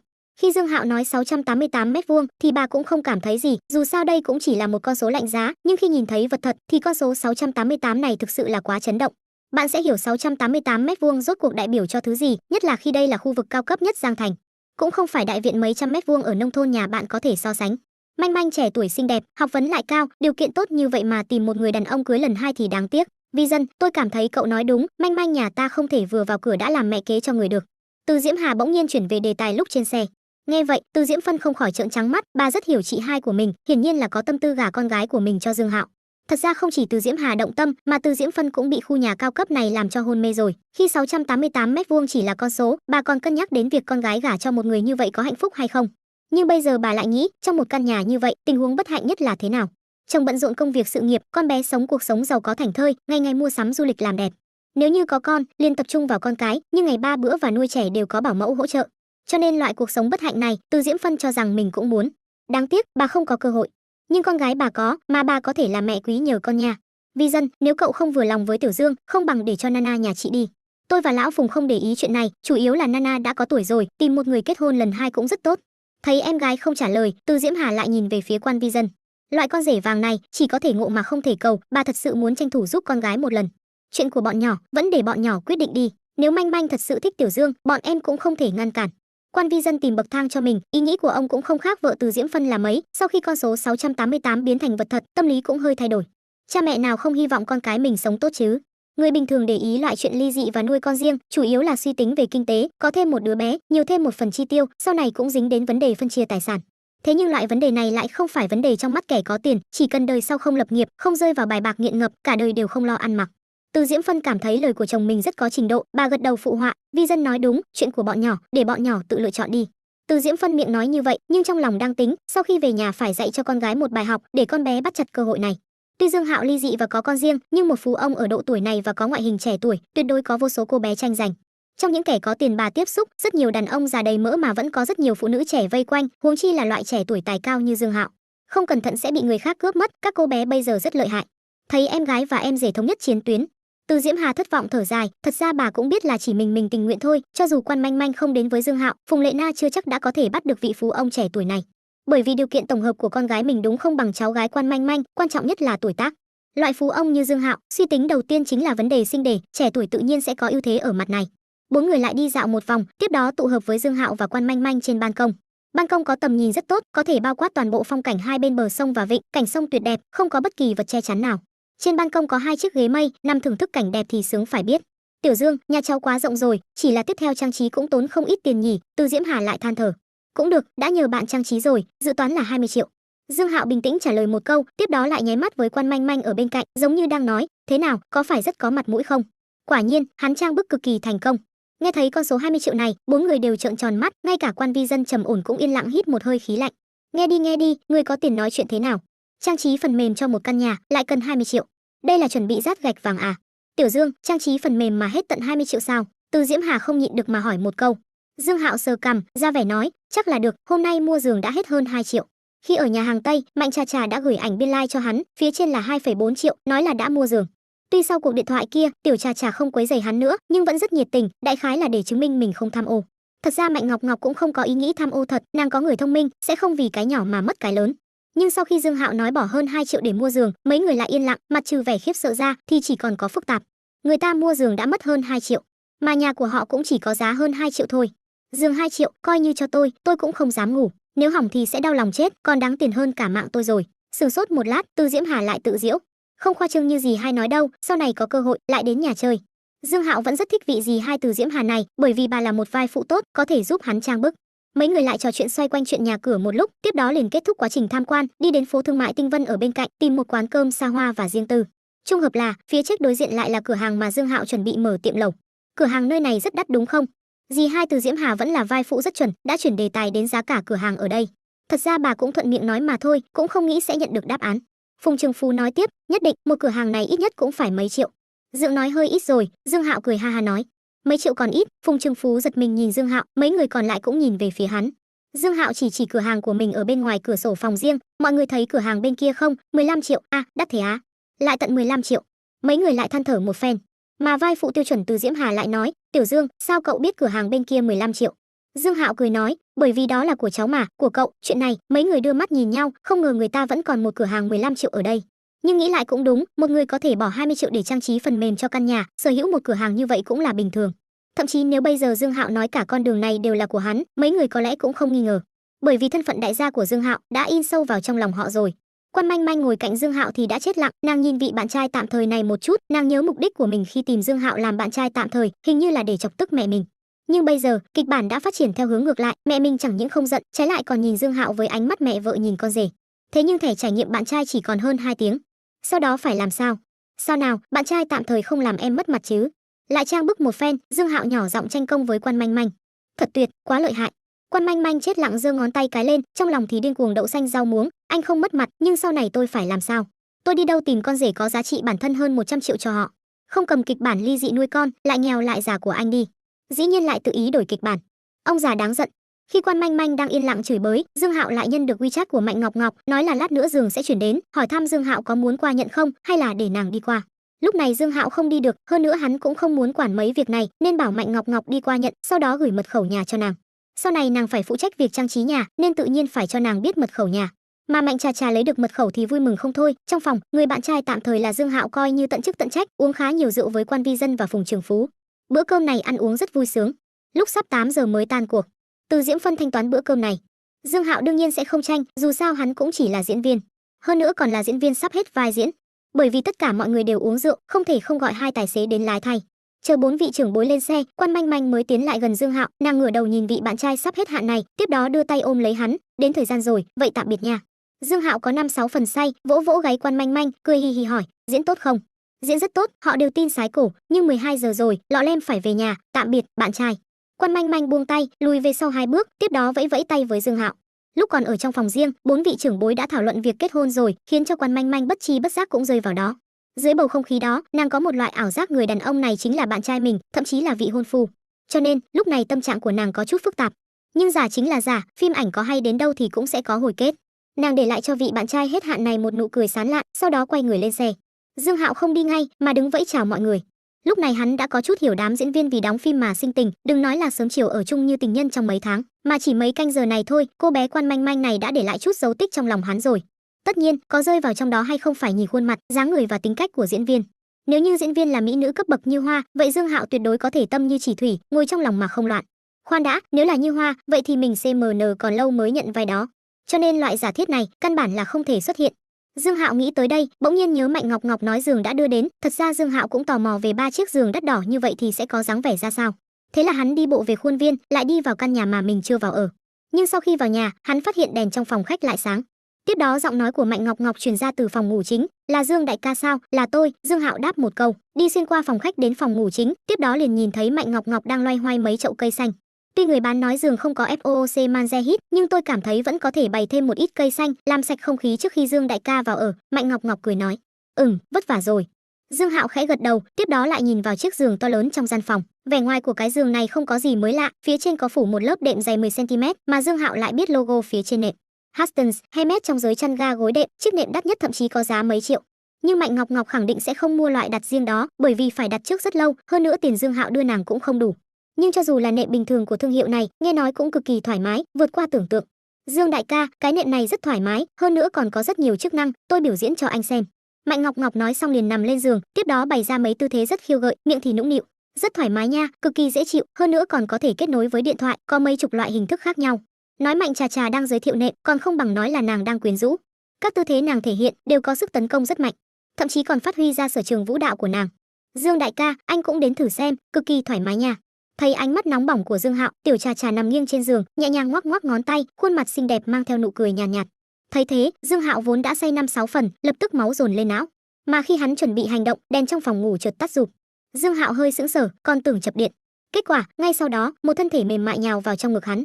Cùng lúc đó, một giọng nói gợi cảm vang lên bên tai hắn, "Dương đại ca, người ta là lần đầu tiên, đinh, kiểm tra ký chủ và Mạnh Ngọc Ngọc có phát sinh quan hệ thân mật." Tính danh: Mạnh Ngọc Ngọc, tuổi: 24, tố chất tổng hợp: 90 điểm. Người quan hệ thân mật Mạnh Ngọc Ngọc phù hợp điều kiện chuyển hóa NPC. Có chuyển hóa không? Sau khi kết thúc, âm thanh nhắc nhở vang lên. Dương Hạo đã chờ mong giờ khắc này từ lâu, lập tức mừng như điên, 90 điểm, còn cao hơn Vương Tuyết Như 2 điểm. Đáng giá mình trả giá protein. Trong lòng Dương Hạo cảm khái, tiếp đó lập tức chọn có, đinh, chuyển hóa thành công. NPC số 2 Mạnh Ngọc Ngọc chính thức online. Ban thưởng NPC số 2, tiền tiêu phí riêng 200 triệu nhân dân tệ. Chú thích: là một phú ông, không thể để người phụ nữ có quan hệ thân mật với mình chịu ủy khuất, cho nên mỗi một NPC đều có khoản tiêu phí riêng. CMN 200 triệu, Dương Hạo suýt nữa thì kêu lên. Bởi vì Vương Tuyết Như chỉ có 100 triệu. Kết quả Mạnh Ngọc Ngọc cao hơn Vương Tuyết Như 2 điểm lại có 200 triệu để tiêu phí, tăng lên gấp đôi. Như vậy có thể thấy được, tố chất tổng hợp càng cao, khoản tiêu phí riêng lại càng cao. Đinh, kiểm tra thấy NPC số 2 vẫn còn trinh tiết. Khen thưởng thêm, điểm thuộc tính X10. Khi Dương Hạo đang rung động thì 200 triệu, âm thanh nhắc nhở của hệ thống lại vang lên.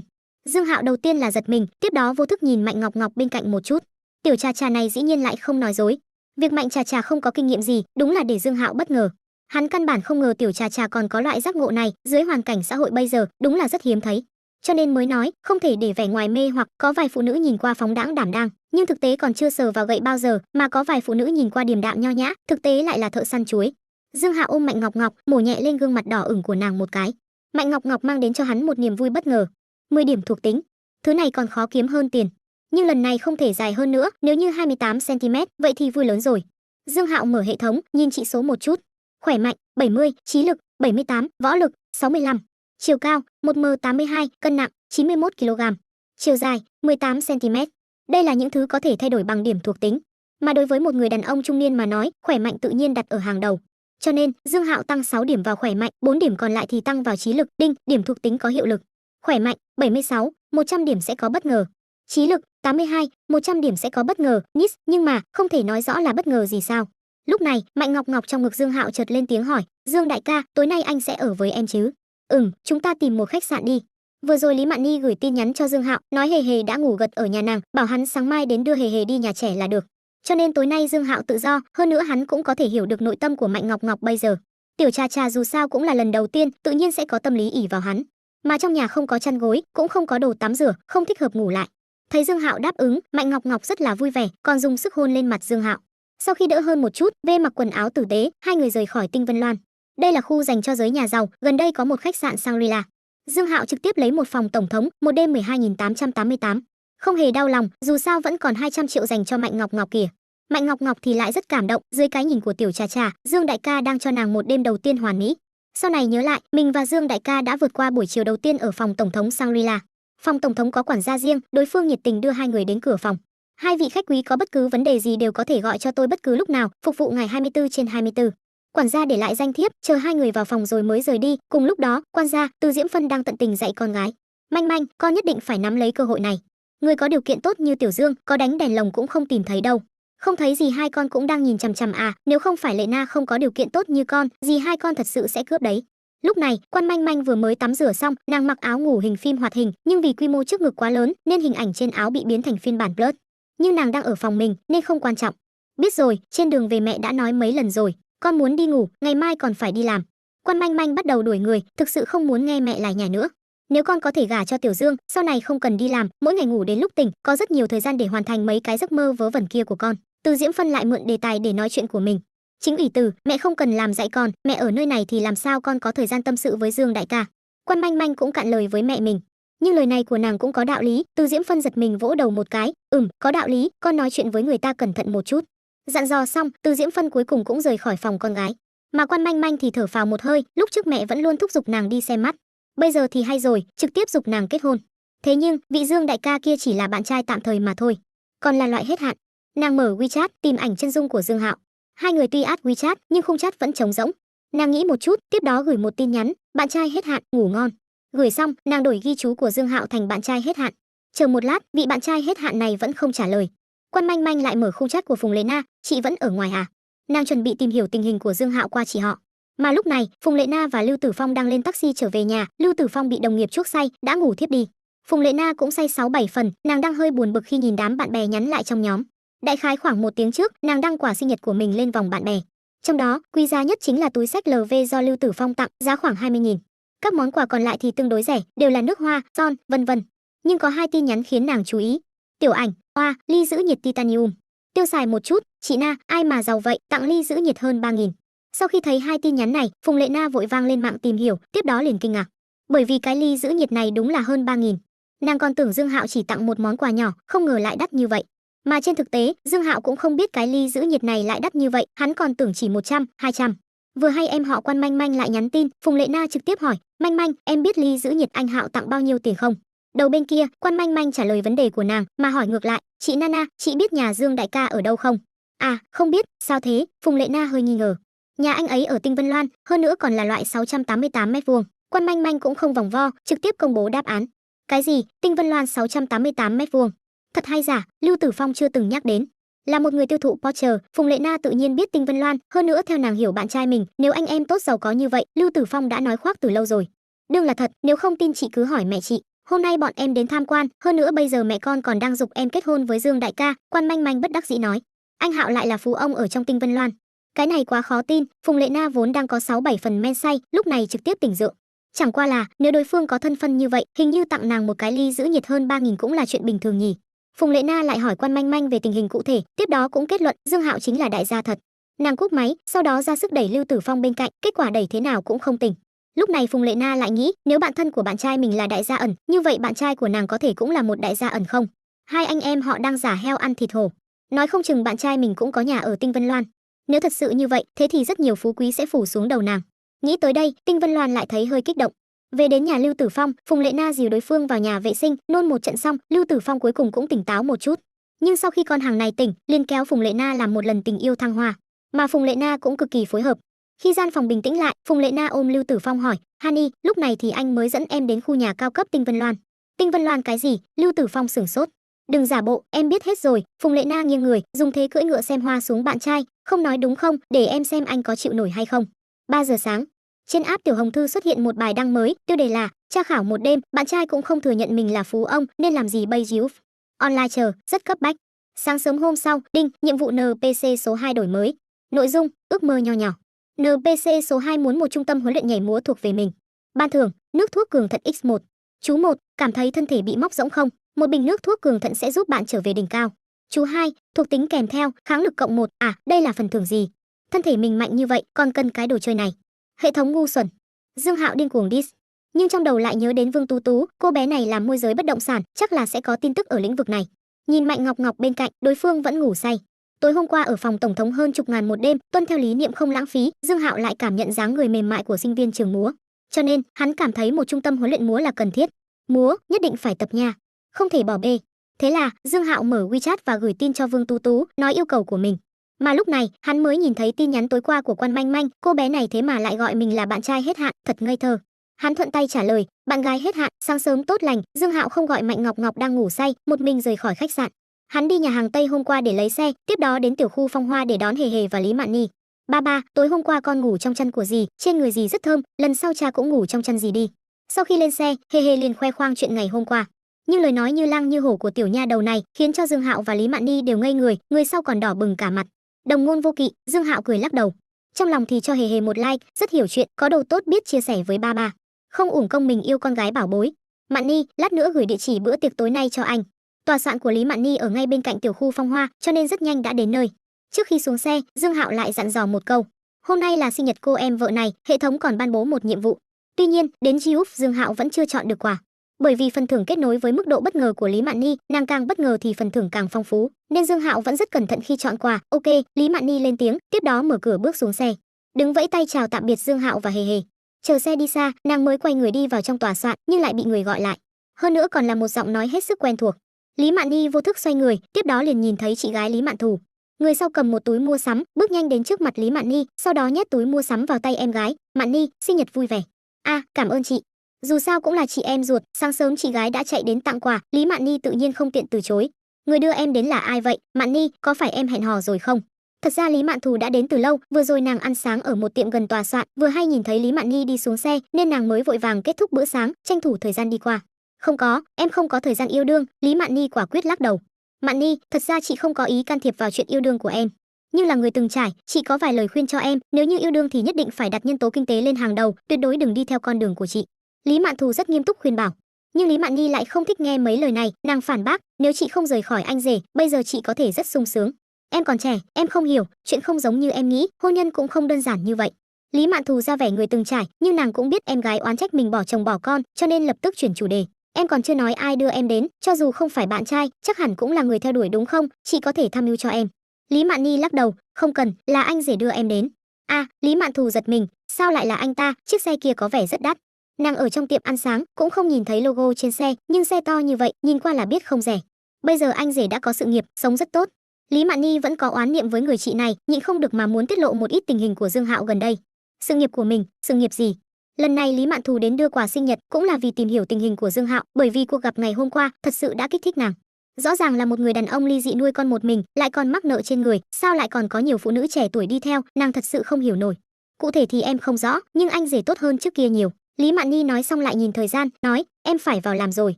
Được rồi, khi đi phỏng vấn nhớ chú ý an toàn, có việc gì thì gọi cho chị.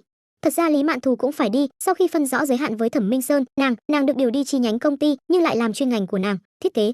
Nàng vừa vào làm, có rất nhiều thứ cần làm quen. Chị cũng vậy. Lý Mạn Nhi gật đầu, tiếp đó quay người đi vào tòa soạn.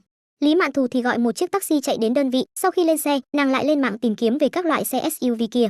Khi nàng nhìn thấy chiếc Yangwang U8, ánh mắt chợt đọng lại. Bởi vì khi ở trong tiệm ăn sáng, nàng nhìn thấy chính là chiếc xe này. Hơn 1 triệu. Chồng cũ của mình dĩ nhiên lại lái xe sang hơn triệu. Lý Mạn Thù trực tiếp choáng váng. Cùng lúc đó, còn cảm thấy ngực đau đớn, như bị người đâm một đao. Không thể nào, tuyệt đối không thể. Nàng vô thức lắc đầu. Dù sao khi ở cùng nàng, Dương Hạo cũng chỉ lái một chiếc Maserati Ghibli second hand. Mới ly hôn không lâu, lại lái xe sang hơn triệu rồi. Trừ phi Dương Hạo ẩn giấu tài sản riêng. Thế nhưng khi ly hôn, nàng đã tìm luật sư và thông qua các thủ đoạn đặc thù để điều tra, dưới danh nghĩa của Dương Hạo không còn bất kỳ tài sản nào. Chẳng lẽ Dương Hạo phát tài rồi? Ý nghĩ này vừa xuất hiện, cũng làm tâm trạng của nàng trực tiếp rớt xuống đáy vực, cửa nhà trẻ. Dương Hạo giao hề hề cho Giang Ngọc Kỳ. Sau khi giải trừ hiểu lầm với Dương Hạo, Giang Ngọc Kỳ cũng khôi phục vẻ nhiệt tình như trước, cười tủm tỉm chào hỏi Dương Hạo. Khi Dương Hạo chuẩn bị đi, Giang Ngọc Kỳ bỗng nhiên mở miệng nói, "Đúng rồi, Dương đại ca, xế chiều ngày mai anh có rảnh không? Lần trước đã nói sửa máy hút mùi." "Xế chiều ngày mai, không có vấn đề." Hôm nay Dương Hạo khá bận, nhưng ngày mai thì tương đối rảnh. "Dương đại ca, vậy ngày mai liên hệ, cảm ơn anh nha." Giang Ngọc Kỳ đã đổi từ cha hề hề thành Dương đại ca, cảm giác thân quen hơn không ít. Chuyện nhỏ mà thôi, không cần khách khí. Dương Hạo cũng có hứng thú với sửa máy hút mùi, thậm chí nghĩ nếu có cơ hội thì có thể đi học một phen, bởi vì môn kỹ thuật này rất quan trọng. Tạm biệt hề hề, Dương Hạo chuẩn bị lên xe rời đi. Bành Béo ngồi chờ đã lâu, đột nhiên lao ra, "Anh Dương, dừng bước." Dương Hạo quay đầu nhìn Bành Béo, 2 ngày nay hắn nhiều việc, đã quên tên này rồi. Nhưng hắn cũng đã hết giận, dù sao cũng kiếm được hơn 3 triệu từ người tên này mà. "Có chuyện gì không?" Dương Hạo thuận miệng hỏi một câu. "Anh Dương, tôi cố tình chờ ở đây để giải thích với anh. Rất xin lỗi, hôm đó là lỗi của tôi, anh đại nhân đừng chấp tiểu nhân." Thái độ của Bành Béo rất thành khẩn, còn vái chào, "Đây chính là ba thưởng 700.000 đó, phải dỗ dành cho tốt." Dương Hạo không quan tâm lắm, khoát tay nói, "Không có gì, về gõ chữ đi, chúc cậu sớm ngày thành thần." Cảm ơn anh Dương." Bành Béo gật đầu, tiếp đó chủ động mời, "Anh Dương, hôm nay rảnh không? Tôi muốn mời anh bữa cơm, thứ nhất là cảm ơn sự ủng hộ của anh, thứ hai là muốn xin lỗi. Gần đây tương đối bận, để rảnh rồi tính, tạm biệt." Dương Hạo cũng không có thời gian ăn cơm với Bành Béo, hôm nay hắn khá bận, qua loa một câu rồi bước nhanh lên xe. Anh Dương đi thong thả." Bành Béo hơi lúng túng, vẫy vẫy tay, chờ chiếc xe kia đi xa, hắn mới buồn bực sờ cằm, trong lòng nghĩ, vị ba này chắc là còn tức giận, hay là giới thiệu đệ nhất mỹ nữ giới văn học mạng cho Dương Hạo. Có thể được. Trên mặt Bành Béo lộ ra nụ cười bỉ ổi. Hiến mỹ nữ cho Dương Hạo, nói không chừng vị anh Dương này sẽ vui vẻ, lại khen thưởng mấy trăm ngàn. Đại sảnh bất động sản. Khi Dương Hạo đến thì Vương Tuyết Như đã chờ được một lúc. Hôm nay vị thiếu phụ này mặc một chiếc áo khoác đen, nửa dưới là quần jean bó sát người, chân đi giày cao gót, rất có phong vận của phụ nữ thành thục. Hơn nữa hôm nay nàng còn trang điểm, để ngũ quan càng tinh xảo hơn, môi hồng cực kỳ mê người, nàng chỉ ngồi tại đó đã hấp dẫn sự chú ý của không ít đàn ông. Đinh, NPC số 1 đổi mới nhiệm vụ. Nội dung: sửa chữa máy hút mùi. NPC số 1 cực kỳ hoài niệm kỹ thuật sửa máy hút mùi của bạn. Ban thưởng: kỹ năng sửa chữa đồ điện gia dụng cấp đại sư. Nhiệm vụ này không phải hệ thống nhắc nhở, mà Dương Hạo chủ động vào xem, bởi vì hôm nay là thứ hai, nhiệm vụ NPC sẽ đổi mới. Mà sau khi nhìn thấy nhiệm vụ của vị này, Dương Hạo không khỏi xấu hổ, trong lòng thì lại nghĩ, nước thuốc cường thận nhất định phải có. Tuy mình đã rất mạnh, nhưng mình còn muốn mạnh hơn. Cái này không có vấn đề. Đàn ông chính là phải mạnh. Dương đại ca. Nhìn thấy Dương Hạo, Vương Tuyết Như đứng dậy đón tiếp, trực tiếp cho hắn một cái ôm nhiệt liệt. Hiện giờ, Vương Tuyết Như rất ỷ lại vào người đàn ông thường xuyên đứng sau mình này. Mà sau khi biết thân phận đại gia của Dương Hạo, nàng cũng không yêu cầu xa vời với mấy thứ danh phận gì cả, chỉ muốn đối phương thỉnh thoảng nhớ đến mình là đủ rồi. Cô gái đẹp nhất toàn trường chủ động ôm ấp, khiến Dương Hạo thu hoạch được rất nhiều ánh mắt hâm mộ. Tất nhiên, trong đó cũng có đố kỵ. Khi hai người đang dính vào nhau, một cô gái mặc áo da bó sát, đeo kính râm đi vào trong đại sảnh. Dáng người nàng nóng bỏng, rất khí thế, lập tức chia sẻ rất nhiều ánh mắt đang quan tâm đến Vương Tuyết Như. Nhưng rất nhanh, những ánh mắt kia lại trở về trên người Vương Tuyết Như, bởi vì hai cô gái đáng chú ý nhất này đang đứng cùng một chỗ. Dương Hạo nhìn cô nàng màu sắc này một chút, bề ngoài vẫn làm cho người ta thấy lạnh lùng và cao ngạo như vậy. Nhưng Dương Hạo lại biết, nội tâm của nàng tràn đầy hừng hực và màu sắc, là một cao thủ lái xe. Song phương trò chuyện hai câu, tiếp đó làm thủ tục sang tên, Dương Hạo cũng chuyển khoản tiền còn lại cho Hoàng Thanh. Hợp tác vui vẻ, chúc Vương tiểu thư làm ăn phát đạt, có gì không hiểu cứ hỏi tôi. Giao dịch xong, Hoàng Thanh cũng vui vẻ, nàng đầu tiên là bắt tay với Vương Tuyết Như, sau đó lại bắt tay Dương Hạo, anh Dương có thời gian nhớ đến quán bar của tôi chơi. Lúc nói chuyện còn tiến lại gần tai Dương Hạo, nhỏ giọng bổ sung một câu, các em gái ở đó rất đẹp. Phòng tổng thống Shangri-La. Khi Mạnh Ngọc Ngọc mở mắt ra, phát hiện Dương Hạo đã đi. Nàng biết đối phương phải đưa con gái đi học, vị tiểu trà trà này hơi hối hận, không thể nhân cơ hội này để biểu hiện, dậy sớm đặt bữa sáng cho Dương Hạo, những chi tiết nhỏ này đều là điểm cộng. Nhưng hôm qua thật sự quá mệt, ngủ say như chết. Nàng trở mình, còn có cảm giác như bị xé rách. Tuy là hơi đau, nhưng đích thực là rất thoải mái, nữ chính trong phim không lừa mình. Mạnh Ngọc Ngọc cầm điện thoại lên xem thời gian, đã 8:30. Hôm nay nàng cũng có rất nhiều chuyện cần làm, đầu tiên là đi lấy xe, tiếp đó nàng còn hẹn một công ty trang trí, muốn nhờ họ làm vài phương án thiết kế, rồi nàng sẽ chọn lựa một trong đó. Chuyện chuyên nghiệp vẫn phải giao cho người chuyên nghiệp làm. Mạnh Ngọc Ngọc cảm thấy chỉ bằng năng lực của mình, rất khó có thể thiết kế được căn nhà 688 m², cho nên chuyện này phải mượn ngoại lực, nhưng tất cả đồ vật trong nhà thì nàng lại muốn chọn từng kiện một. Đối với nàng mà nói, đây không phải làm việc mà là hứng thú.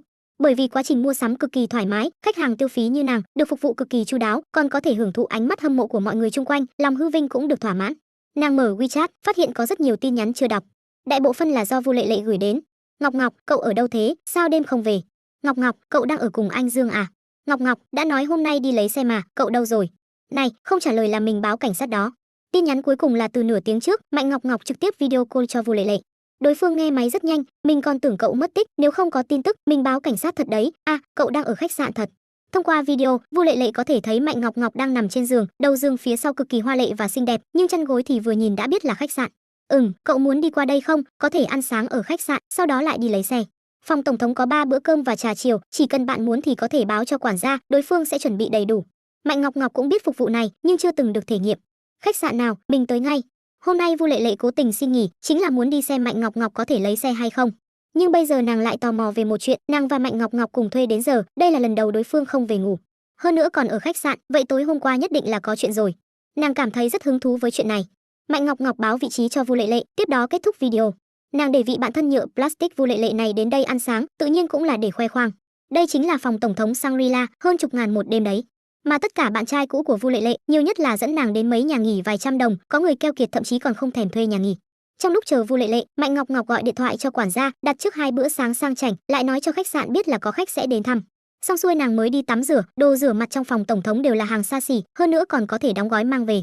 Đồ uống, rượu, đồ ăn vặt trong tủ lạnh cũng có thể mang đi. Trên TikTok có rất nhiều video nói là nhổ lông dê của khách sạn, sẽ lấy tất cả những thứ có thể lấy. Xem qua có vẻ rất thoải mái, nhưng thực ra thì lông dê ở trên thân dê, tất cả đều tính vào tiền phòng hết rồi. Hơn 9 giờ, Vu Lệ Lệ chạy đến khách sạn, quản gia đưa nàng lên phòng của Mạnh Ngọc Ngọc. Ngọc Ngọc, đây chính là phòng tổng thống trong truyền thuyết sao?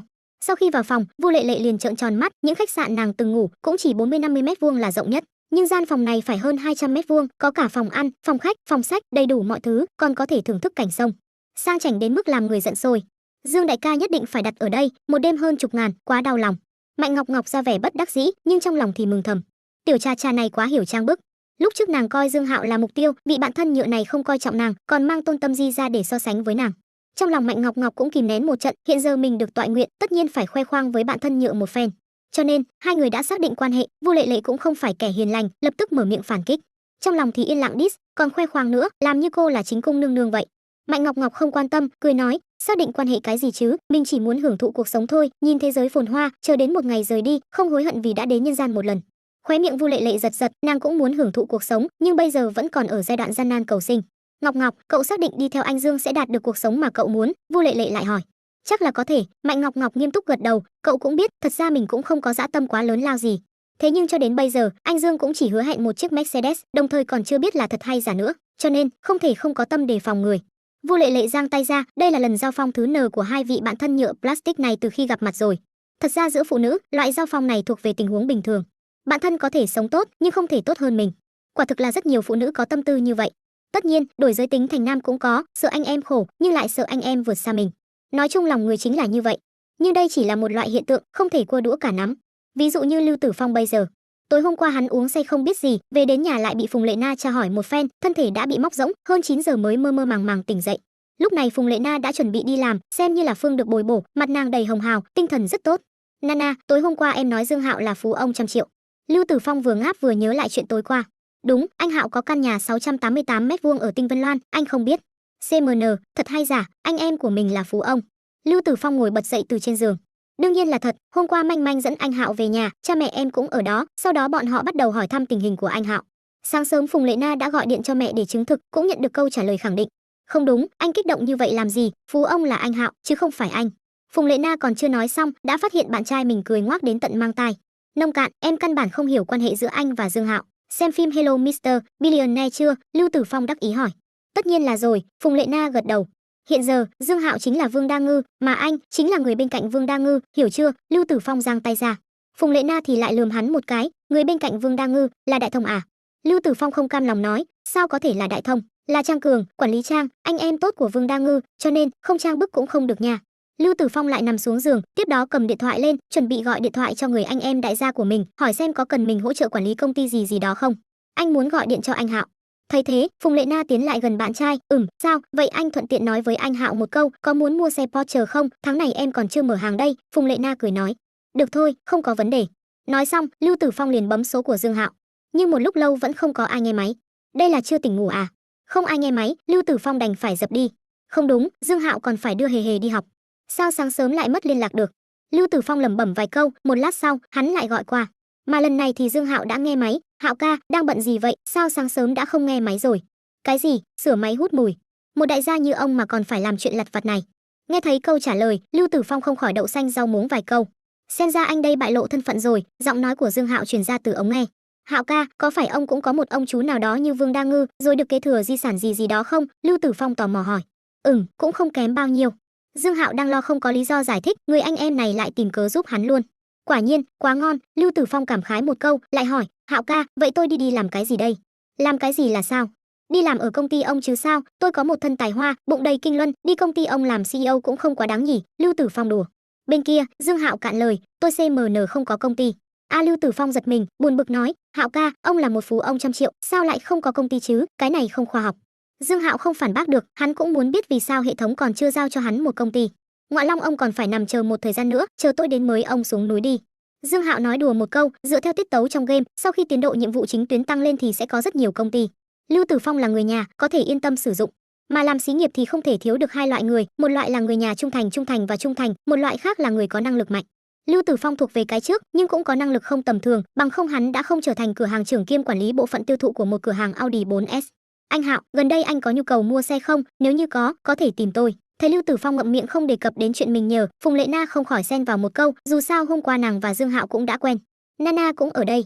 Cô bán Porsche đúng không? Lời này của Phùng Lệ Na cũng làm Dương Hạo động lòng, hắn đang suy nghĩ tặng gì cho Lý Mạn Ni đây. Chỉ là Porsche có hơi khoa trương, không biết rõ Lý Mạn Ni có thích hay không. Đúng, chính là Porsche. Phùng Lệ Na liên tục gật đầu, nếu anh Hạo muốn mua xe, tôi nhất định sẽ ưu đãi đến thấp nhất. Phong huynh, không ngại tôi thêm WeChat bạn gái ông chứ? Hôm qua hai người tuy đã quen, nhưng Dương Hạo cũng không add WeChat của Phùng Lệ Na. Bởi vì không add WeChat bạn gái của anh em chính là đạo nghĩa cơ bản nhất là loại chỉ gặp mặt vài lần thì càng không được add.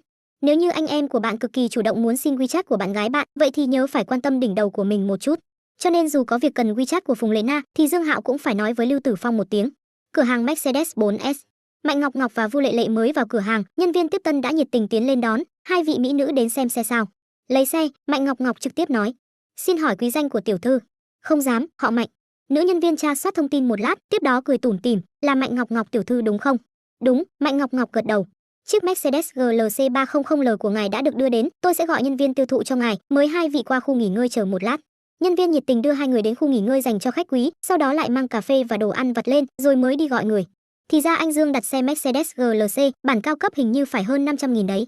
Vu Lệ Lệ không khỏi cảm thán một câu, sau khi biết Dương Hạo hứa mua xe Mercedes cho Mạnh Ngọc Ngọc, nàng đã cố tình lên mạng tìm hiểu về các loại xe Mercedes, cũng biết đại khái giá cả của Mercedes GLC. Loại xe này trước mắt có hai bản, GLC 360L và GLC 300L. 260L khoảng hơn 400.000, 300L thì phải hơn 500.000. Khi đến đây Vu Lệ Lệ còn đang nghĩ, không biết sẽ xuất hiện bất ngờ gì không, hiện giờ xem ra là không có bất ngờ gì, cho nên lúc này nàng chỉ cảm thấy hâm mộ. Anh Dương thật hào phóng, Vu Lệ Lệ lại cảm khái một câu. Anh ấy nói mua chiếc xe thay cho đi bộ.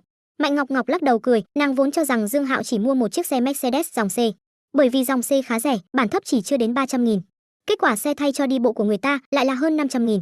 Hai người nói chuyện một lát, một nữ nhân viên mang theo nụ cười đi đến. Mạnh tiểu thư, xin lỗi đã để ngài đợi lâu, bây giờ tôi đưa ngài đi kiểm tra xe. Mạnh Ngọc Ngọc gật đầu, đi theo nữ nhân viên này. Xe là màu trắng kinh điển, Mạnh Ngọc Ngọc học theo trên mạng, bắt đầu kiểm tra cẩn thận chiếc xe gần thuộc về mình.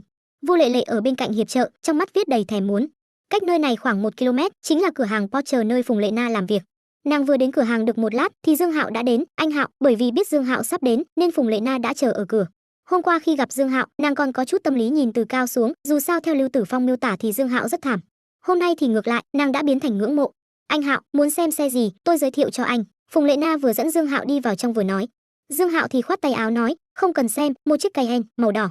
Tôi sẽ gửi thông tin qua WeChat, lát nữa sẽ thanh toán luôn, thủ tục và biển số thì phải làm phiền cô rồi. Phùng Lệ Na giật mình, tiếp đó mới phản ứng lại, người anh em này của bạn trai mình chính là đến để đưa tiền. Bên cô có thể đưa xe đến chứ?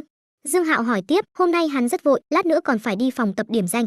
Chiều nay thì hẹn đám công nhân cũ của Dương Ký. Có thể, anh Hạo, vậy anh qua khu nghỉ ngơi chờ tôi một lát. Phùng Lệ Na nói xong thì gọi nhân viên tiếp tân đi tiếp đãi Dương Hạo, còn mình thì đi lấy hợp đồng. Nana, người khách kia là sao vậy, ký hợp đồng luôn à? Đồng nghiệp Tiếu Văn Tuệ của Phùng Lệ Na tò mò hỏi. Không tính là khách, là bạn, đến giao tiền mà thôi. Phùng Lệ Na cười đáp một câu, tâm trạng nàng không tệ, lúc Lưu Tử Phong gọi điện thoại, nàng cũng chỉ thuận miệng nói một câu. Không ngờ Dương Hạo lại đến thật, còn sảng khoái như vậy nữa. Nana, người bạn này của cô giàu vậy, lai lịch thế nào, là độc thân sao? Tiếu Văn Tuệ lập tức hứng thú.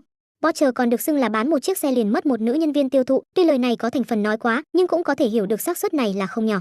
Tất nhiên, những nữ nhân viên này không phải chính cung, cơ bản đều được bao nuôi ở bên ngoài. Hơn nữa kết cục cuối cùng của rất nhiều người đều không quá tốt, nhưng việc này vẫn không thể ngăn cản giấc mơ lấy chồng giàu của đám nữ nhân viên này.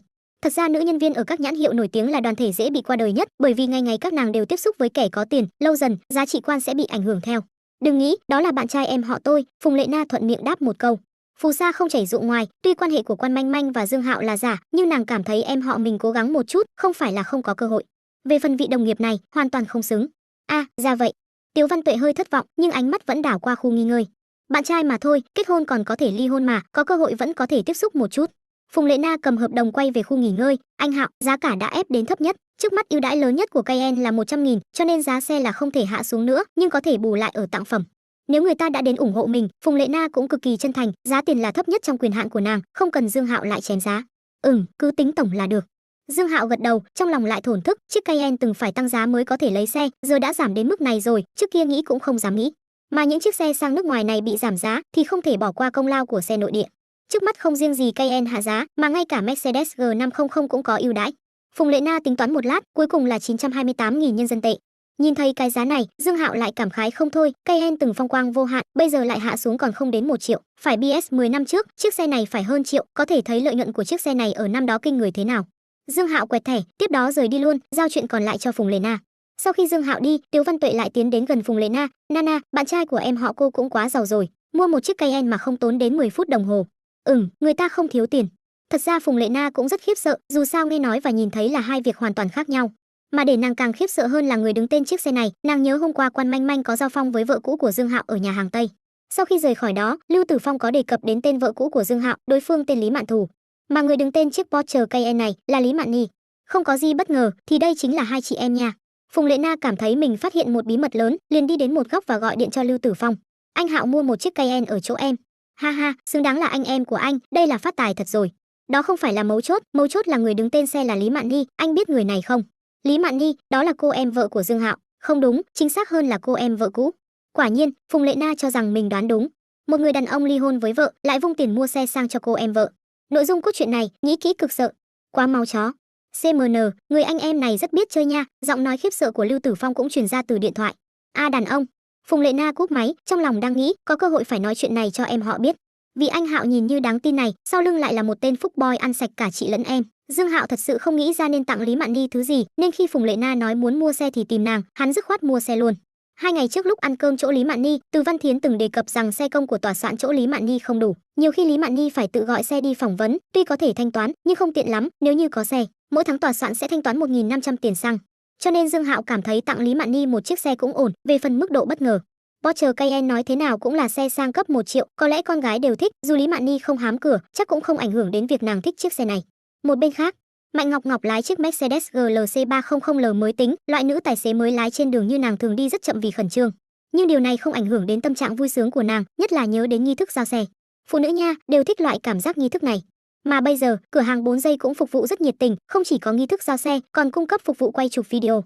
Mạnh Ngọc Ngọc đã gửi video giao xe cho Dương Hạo, lại báo là mình đã lấy xe, đồng thời nũng nịu một phen.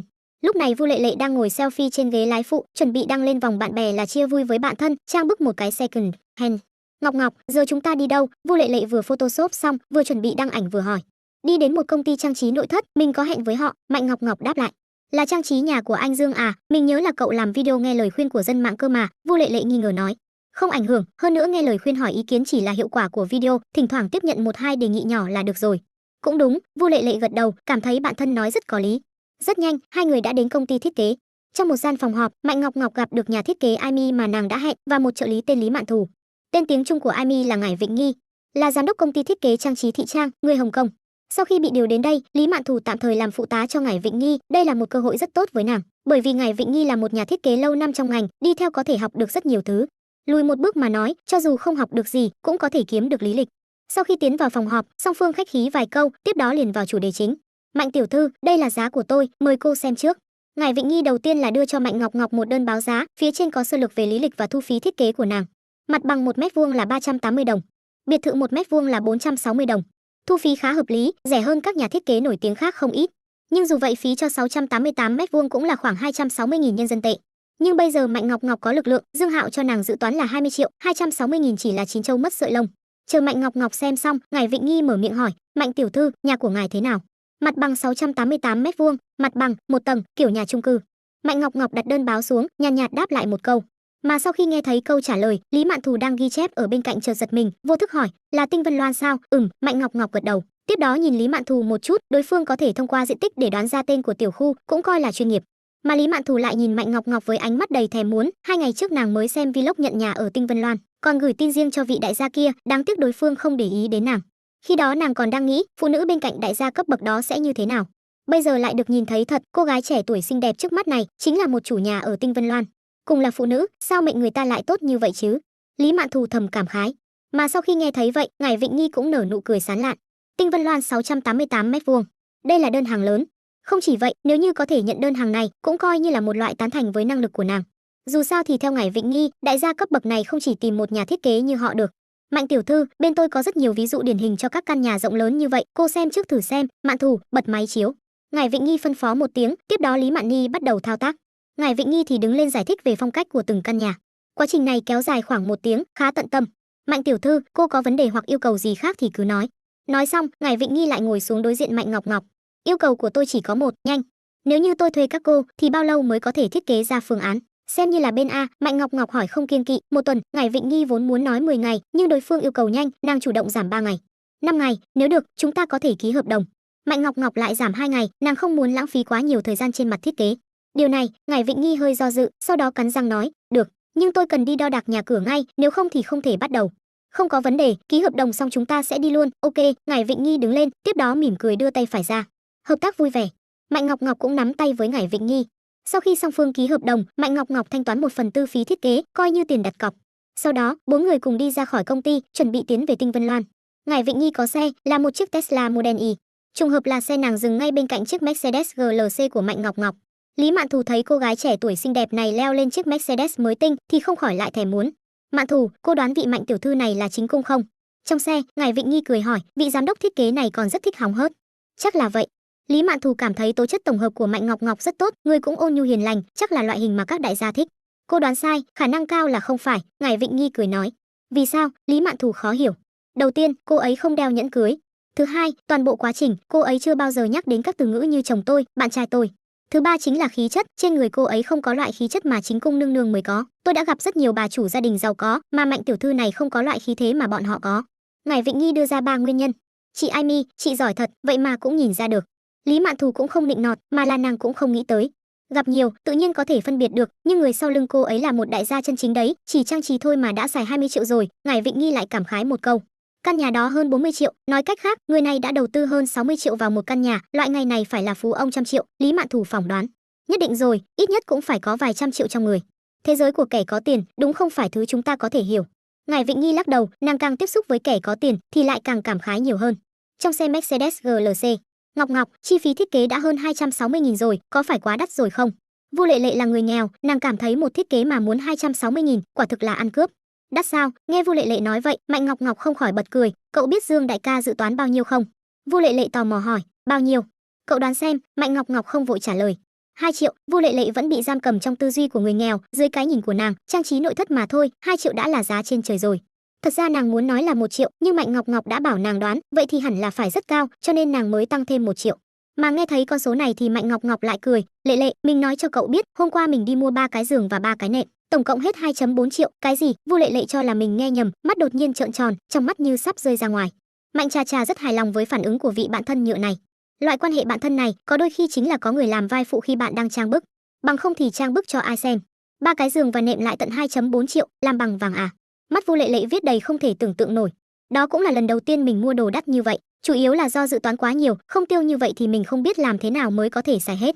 Dứt lời, Mạnh Ngọc Ngọc còn ra vẻ ưu sầu mà thở dài, có vẻ rất buồn phiền. Vu Lệ Lệ bây giờ đã không muốn quản hành động trang bức của vị bạn thân nhựa này nữa, nàng chỉ muốn biết Dương Hạo rốt cuộc đã cho bao nhiêu. Cho nên, dự toán là bao nhiêu? Lúc này vừa lúc chờ đèn đỏ, Mạnh Ngọc Ngọc cười tủm tỉm, duỗi 2 ngón tay ra, tiếp đó thản nhiên nói, 20 triệu, CMN. Vu Lệ Lệ trực tiếp nói tục.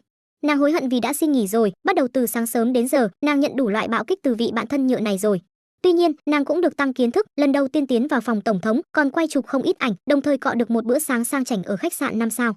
Tiếp đó nàng lại được trải nghiệm toàn bộ quá trình lấy xe, bây giờ lại được tham quan Tinh Vân Loan. Được rồi, nể tình việc có thể trang bức second hand, chịu chút bạo kích cũng đáng giá.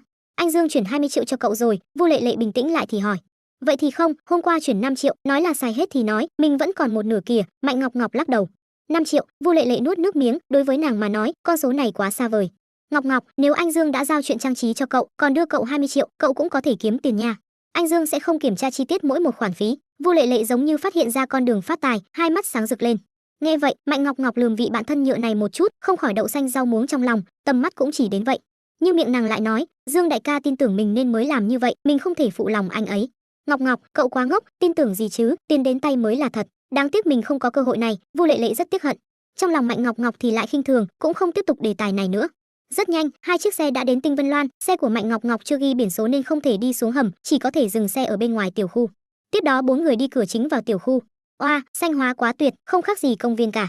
Đi vào khuôn viên, Vu Lệ Lệ không khỏi kêu lên, đúng là rất tốt.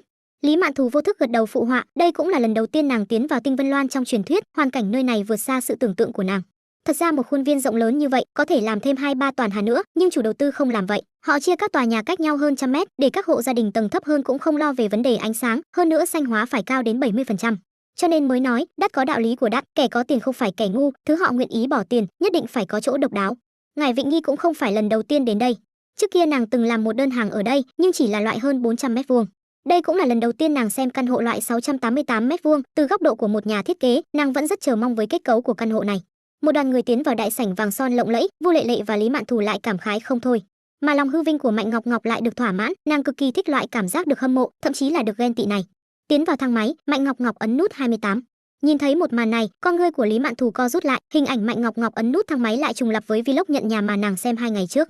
Thì ra đại gia kia chính là vị này. Không đúng, là người sau lưng vị này. Bảo sao vị này khá quen mắt, thì ra vị này chính là huấn luyện viên thể hình xuất hiện trong vlog giảm cân của vị đại gia kia. Cho nên, vị huấn luyện viên thể hình này đã thượng vị rồi. Trong nháy mắt, rất nhiều tin tức tràn vào đầu Lý Mạn Thù, nàng còn nghĩ đến lời của bạn thân Đào Dĩnh, nói có rảnh thì đi làm thẻ hội viên ở trung tập thể hình cao cấp, có lẽ sẽ gặp được một vài đại gia giàu có ở đó. Xem ra bạn thân nói đúng rồi. Nếu như Mạnh tiểu thư này thật sự là huấn luyện viên thể hình và thượng vị, như vậy đó hoàn toàn là một cơ hội để vượt tầng lớp. Khi Lý Mạn Thù đang suy nghĩ lung tung, thang máy đã đến nơi. Cảnh tượng trước mắt nàng quả nhiên là giống hệt trong video, chỉ là cảm nhận hơi khác biệt so với video. Chỉ hành lang rộng lớn này thôi, cũng phải 40-50 mét vuông rồi, tương đương với toàn bộ diện tích căn nhà Lý Mạn Thù mới mua. Nhưng mà, nơi này chỉ là diện tích hành lang. Mạnh tiểu thư, có cần thiết kế nơi này không? Trong mắt Ngải Vịnh Nghi, nơi này đều là tiền, dù sao loại một thang một hộ này, diện tích hàng lanh chính là diện tích tư nhân, có thể. Mạnh Ngọc Ngọc gật đầu, lúc trước nàng cũng đang nghĩ nên trang trí không gian hành lang này, bằng không nhìn qua rất trống trải. Được, Ngải Vịnh Nghi gật đầu, lại nói với Lý Mạn Thù, lát nữa đo đạc và vẽ bản đồ thì đừng quên nơi này. Vâng, Lý Mạn Thù lấy lại tinh thần, liên tục đáp ứng. Khi nói chuyện thì 4 người đã đi đến trước cửa vào, tối qua Dương Hạo đã ghi Face ID và vân tay của Mạnh Ngọc Ngọc, nên nàng chỉ quét mặt là cửa mở. Tuy đã đến nhiều lần, nhưng tâm lý lần này của Mạnh Ngọc Ngọc lại khác biệt, bên cạnh có bạn thân nhựa Vu Lệ Lệ, còn có 2 người ngoài. Thân phận của nàng bây giờ chính là nữ chủ nhân, tự nhiên có cảm giác ưu việt. Mà sau khi nhìn thấy hoàn cảnh trong nhà, Lý Mạn Thù khẳng định nơi này chính là căn nhà trong vlog trên TikTok kia. Chỉ là xem video và xem thực tế là hai loại trải nghiệm hoàn toàn khác biệt, khi nàng đứng ở trong căn nhà này, nàng mới có thể cảm nhận được nó rộng lớn đến thế nào.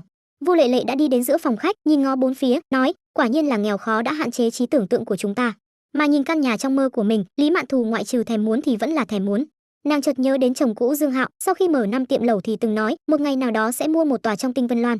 Khi đó nàng cũng từng rất mong chờ. Bây giờ nghĩ lại thì quả thực là buồn cười, dựa vào mấy tiệm lẩu, sao có thể mua nhà trong Tinh Vân Loan. Mạnh tiểu thư, vlog nhận nhà ở Tinh Vân Loan trên TikTok, là cô quay đúng không? Lý Mạn Thù đi đến bên cạnh Mạnh Ngọc Ngọc, chủ động bắt chuyện. Cô lướt thấy video đó à? Mạnh Ngọc Ngọc hơi giật mình, nàng nhìn vị trợ lý thiết kế này một chút, không ngờ đối phương lại nhận ra mình qua video kia. Làm thiết kế nha, sẽ đặc biệt quan tâm đến nhà cửa. Lý Mạn Thù bịa ra một lý do, nàng lướt thấy vlog kia, chủ yếu là do thời gian trước vẫn luôn xem nhà. Có thể nhận ra là vì nàng luôn hướng đến khu nhà cao cấp, vlog kia nàng đã xem không dưới 10 lần, thậm chí khi không vui thì cũng mang ra xem. Sau đó động viên bản thân, chỉ cần cố gắng tìm đúng người, nói không chừng sẽ có một ngày mình cũng có thể vào ở trong khu nhà cao cấp như vậy. Video chỉ quay chơi thôi, thật ra chủ yếu là quay chụp quá trình giảm cân, không ngờ video đó hot như vậy. Mạnh Ngọc Ngọc cười đáp một câu, có một người chồng như vậy, Mạnh tiểu thư thật có phúc. Lý Mạn Thù mắt đầy hâm mộ, tuy Ngải Vịnh Nghi đã phân tích vị Mạnh tiểu thư này khả năng cao không phải chính cung, nhưng lái Mercedes GLC ở khu nhà cao cấp có phải chính cung hay không thì có quan trọng không. Dù sao nếu đổi thành Lý Mạn Thù, nàng sẽ nguyện ý. Chỉ sợ các đại gia trên nàng hoa tàn ít bướm thôi. Mình không thể nghĩ vậy được, mình mới 28 tuổi thôi, còn trẻ. Lý Mạn Nhi tranh thủ thời gian cổ vũ bản thân một phen. Tiếp đó Mạnh Ngọc Ngọc lại dẫn Ngải Vịnh Nghi và Lý Mạn Thù đi tham quan các gian phòng. Mạnh tiểu thư, phòng ngủ phụ là phòng công chúa sao? Khi tham quan phòng ngủ phụ, Ngải Vịnh Nghi mở miệng hỏi. Bởi vì trong căn phòng này đã có một chiếc giường công chúa màu hồng, ngay cả đệm cũng là hình hoạt hình. Đúng vậy, đây là phòng công chúa. Mạnh Ngọc Ngọc liên tục gật đầu, lại dặn dò, Mạnh tổng, cô phải chú ý đến căn phòng này nhiều hơn một chút. Không riêng gì phòng này, mà tôi sẽ chú ý đến toàn bộ thiết kế của mình. Ngải Vịnh Nhi cười nói như thường. Mạnh tiểu thư đã có con rồi sao? Không nhìn ra mà. Lý Mạn Thù giật mình nói. Có một cô con gái 5 tuổi. Mạnh Ngọc Ngọc lập tức đáp lại, nàng cũng không thể nói cho người khác biết, thật ra mình muốn làm mẹ kế cho tiểu nha đầu. Dù sao đây chỉ là hai người ngoài thôi, nói thế nào cũng không sao. Trong lòng Lý Mạn Thù hơi động, bỗng nhiên nhớ đến tiểu nha đầu, nhưng bây giờ nàng đối ngoại là chưa sinh con, nếu có người hỏi, nàng chỉ nói mình kết hôn và ly hôn trong thời gian rất ngắn, không có con. Dù sao phụ nữ sinh con càng không có thị trường, nàng không thể tuyên truyền việc mình sinh con được, bằng không còn câu cá thế nào. Mạnh tiểu thư giữ dáng đẹp thật. Ngải Vịnh Nhi cảm khái một câu, nhưng thực ra đã nhìn thấu, không có gì bất ngờ thì vị Mạnh tiểu thư này chính là mẹ kế, hơn nữa còn chưa chắc là mẹ kế đã thượng vị. Mạn Thù, chúng ta bắt đầu thôi. Vị trí cửa sổ phòng ngủ chính là phòng công chúa, cần đo bằng thước, dụng cụ chưa chắc đã chính xác. Sau khi xem xong một vòng, Ngải Vịnh Nhi đã gọi Lý Mạn Thù bắt tay vào việc. Hiện giờ, các nhà thiết kế đã không cần dùng thước mét để đo đạc, mà đã có dụng cụ chuyên nghiệp, số liệu cũng chính xác hơn. Nhưng những góc cạnh thì vẫn cần đo đạc thủ công, tránh cho xuất hiện sai lệch, cũng như vị trí cửa sổ mà Ngải Vịnh Nhi đã nói, bởi vì là thiết kế 270 độ nên tương đối phức tạp. Tiếp đó, hai người bắt đầu dựng dụng cụ và ghi chép đủ loại số liệu. Mạnh Ngọc Ngọc cũng không quấy rầy hai người, đi tìm Vu Lệ Lệ đang tham quan và quay chụp. Ngọc Ngọc, rốt cuộc mình cũng hiểu vì sao cậu lại quan tâm đến anh Dương như vậy rồi, quả nhiên, trả giá mới có hồi báo. Vu Lệ Lệ lại cảm khái một câu thật lòng, lúc trước nàng còn cảm thấy bị bạn thân nhựa này quá thấp kém, lại đi quỳ liếm một người đàn ông như vậy. Bây giờ nàng đã hiểu, nếu như có một người đàn ông mua cho nàng một chiếc xe hơn 500.000, cho nàng ở khu nhà cao cấp như này, đừng nói là quỳ liếm, mà liếm thế nào cũng được. Điểm nhấn chính là nhiều chủng loại và phong cách. Cho bạn có cảm nhận như ở nhà. Ngọc Ngọc, câu nói mua giường và nệm hơn 2 triệu, chính giường nệm ở trong phòng à? Vu Lệ Lệ lại hỏi. Đúng vậy, Mạnh Ngọc Ngọc gật đầu. Nhìn qua cũng không có gì đặc biệt, vì sao lại đắt như vậy? Lúc này, hai người đã đi đến trước cửa sổ sát đất trong phòng ngủ chính, Vu Lệ Lệ vừa mới selfie ở đây, còn quay được cảnh sông. Khi nói chuyện thì nàng đã đi đến cạnh chiếc giường trong phòng ngủ chính, thò tay đè xuống nệm. Đàn hồi rất tốt, xúc cảm cực kỳ thoải mái. Sau khi sờ vào, Vu Lệ Lệ mới cảm giác được chiếc nệm này không giống bình thường. Giường và nệm tương đương với một chiếc Mercedes, tất nhiên phải thoải mái. Mạnh Ngọc Ngọc nhún vai. Kẻ có tiền đúng là không coi tiền là tiền mà. Vu Lệ Lệ lại đưa tay đè lên, bỗng nhiên nói, nệm hơi bẩn này, hình như bị thứ gì đó lau qua.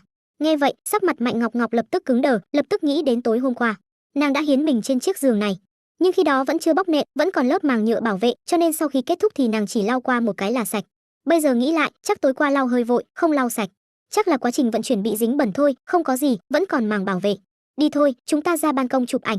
Mạnh Ngọc Ngọc cưỡng ép Vu Lệ Lệ ra khỏi phòng ngủ chính, tránh cho vị bạn thân nhựa này lại phá án. Tuy việc này cũng không có gì, nhưng trung quy vẫn hơi lúng túng. Mình còn muốn thử nệm mà, nệm mấy trăm ngàn nha, đời này còn chưa từng được thử đâu. Vu Lệ Lệ lưu luyến không rời. Dương đại ca còn chưa thử đâu.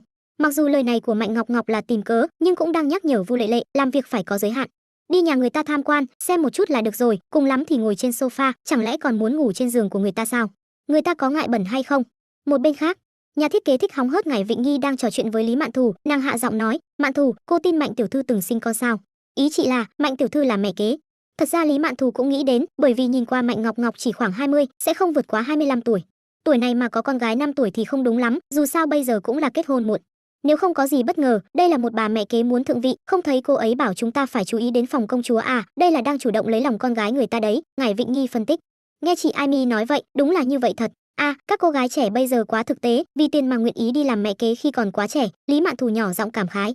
Nghe vậy thì ngài Vịnh Nhi cũng cười, nàng nhìn về phía Lý Mạn Thù, trêu ghẹo, "Mạn Thù, cô cũng rất đẹp, nếu như chủ nhân căn nhà này chủ động theo đuổi cô, vậy cô có đồng ý không?" Tôi, Lý Mạn Thù nao nao, tiếp đó lại nhớ đến chuyện mình chủ động gửi tin nhắn riêng và ảnh chụp cho đối phương.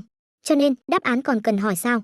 Nhưng khi đối mặt với cấp trên, nàng cũng không thể nói thật được, liền lắc đầu nói, "Vậy phải xem có hợp mắt hay không đã." Tiệm lẩu Mét. Hôm nay là thứ hai, tiệm lẩu trên phố thương mại Tinh Vân này khá vắng vẻ. Nhân viên phục vụ Cao Tiểu Lượng đứng cạnh quầy, nhìn như sẵn sàng đón khách, nhưng thực ra là đang trò chuyện với nữ nhân viên thu ngân. Lúc này có khách tới cửa, Cao Tiểu Lượng nói một câu hoan nghênh Quang Lâm, tiếp đó lại sửng sốt một chút, "Chị Mỹ Trúc, trùng hợp thật." Người vừa vào chính là Từ Mỹ Trúc, mà Cao Tiểu Lượng từng làm nhân viên phục vụ ở tiệm lẩu Dương Ký, từng làm việc dưới trướng Từ Mỹ Trúc. "Là Tiểu Lượng à, giờ làm ở đây."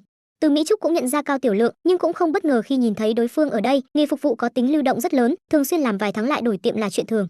"Làm ở đây hơn nửa năm rồi, chị Mỹ Trúc, chị đi mấy người?" Cao Tiểu Lượng rất nhiệt tình, lúc mới vào làm việc thì Cao Tiểu Lượng còn từng có ảo tưởng với vị cửa hàng trưởng xinh đẹp này, nhưng cũng chỉ là ảo tưởng mà thôi, hắn là một tên nhóc, người ta tự nhiên chướng mắt. 15 đến 18 người. Trong nhóm chat có 18 người, 15 người nói là sẽ đến, 3 người còn chưa biết. Đông vậy, là team building à? Cao Tiểu Lượng tò mò hỏi.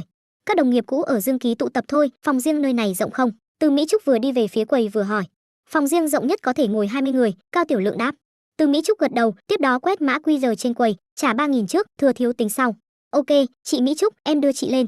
Cao Tiểu Lượng đi trước dẫn đường, đưa Từ Mỹ Trúc đến phòng riêng trên tầng 2, tiệm lẩu Mét này đi theo phong cách cao cấp, mỗi người một nồi riêng, tiêu phí trung bình khoảng 150 đồng một người. 2 năm qua ngành nghề ăn uống cạnh tranh rất mạnh, loại tiệm lẩu đi theo con đường cao cấp này thường rơi vào trạng thái lỗ vốn, hiện giờ rất nhiều tiệm lẩu đều làm loại combo 69, 79 đồng cho 2 người ăn, giảm giá thành xuống còn mấy chục đồng, ngay cả hai đi lao cũng đã bắt đầu giảm giá xuống còn dưới 100 đồng. Chị Mỹ Trúc, lát nữa có người em quen không? Cao Tiểu Lượng làm ở Dương Ký hơn nửa năm, nhưng khi hắn đến cửa hàng thì đã là thời kỳ đeo khẩu trang, 2 tháng sau thì đóng cửa.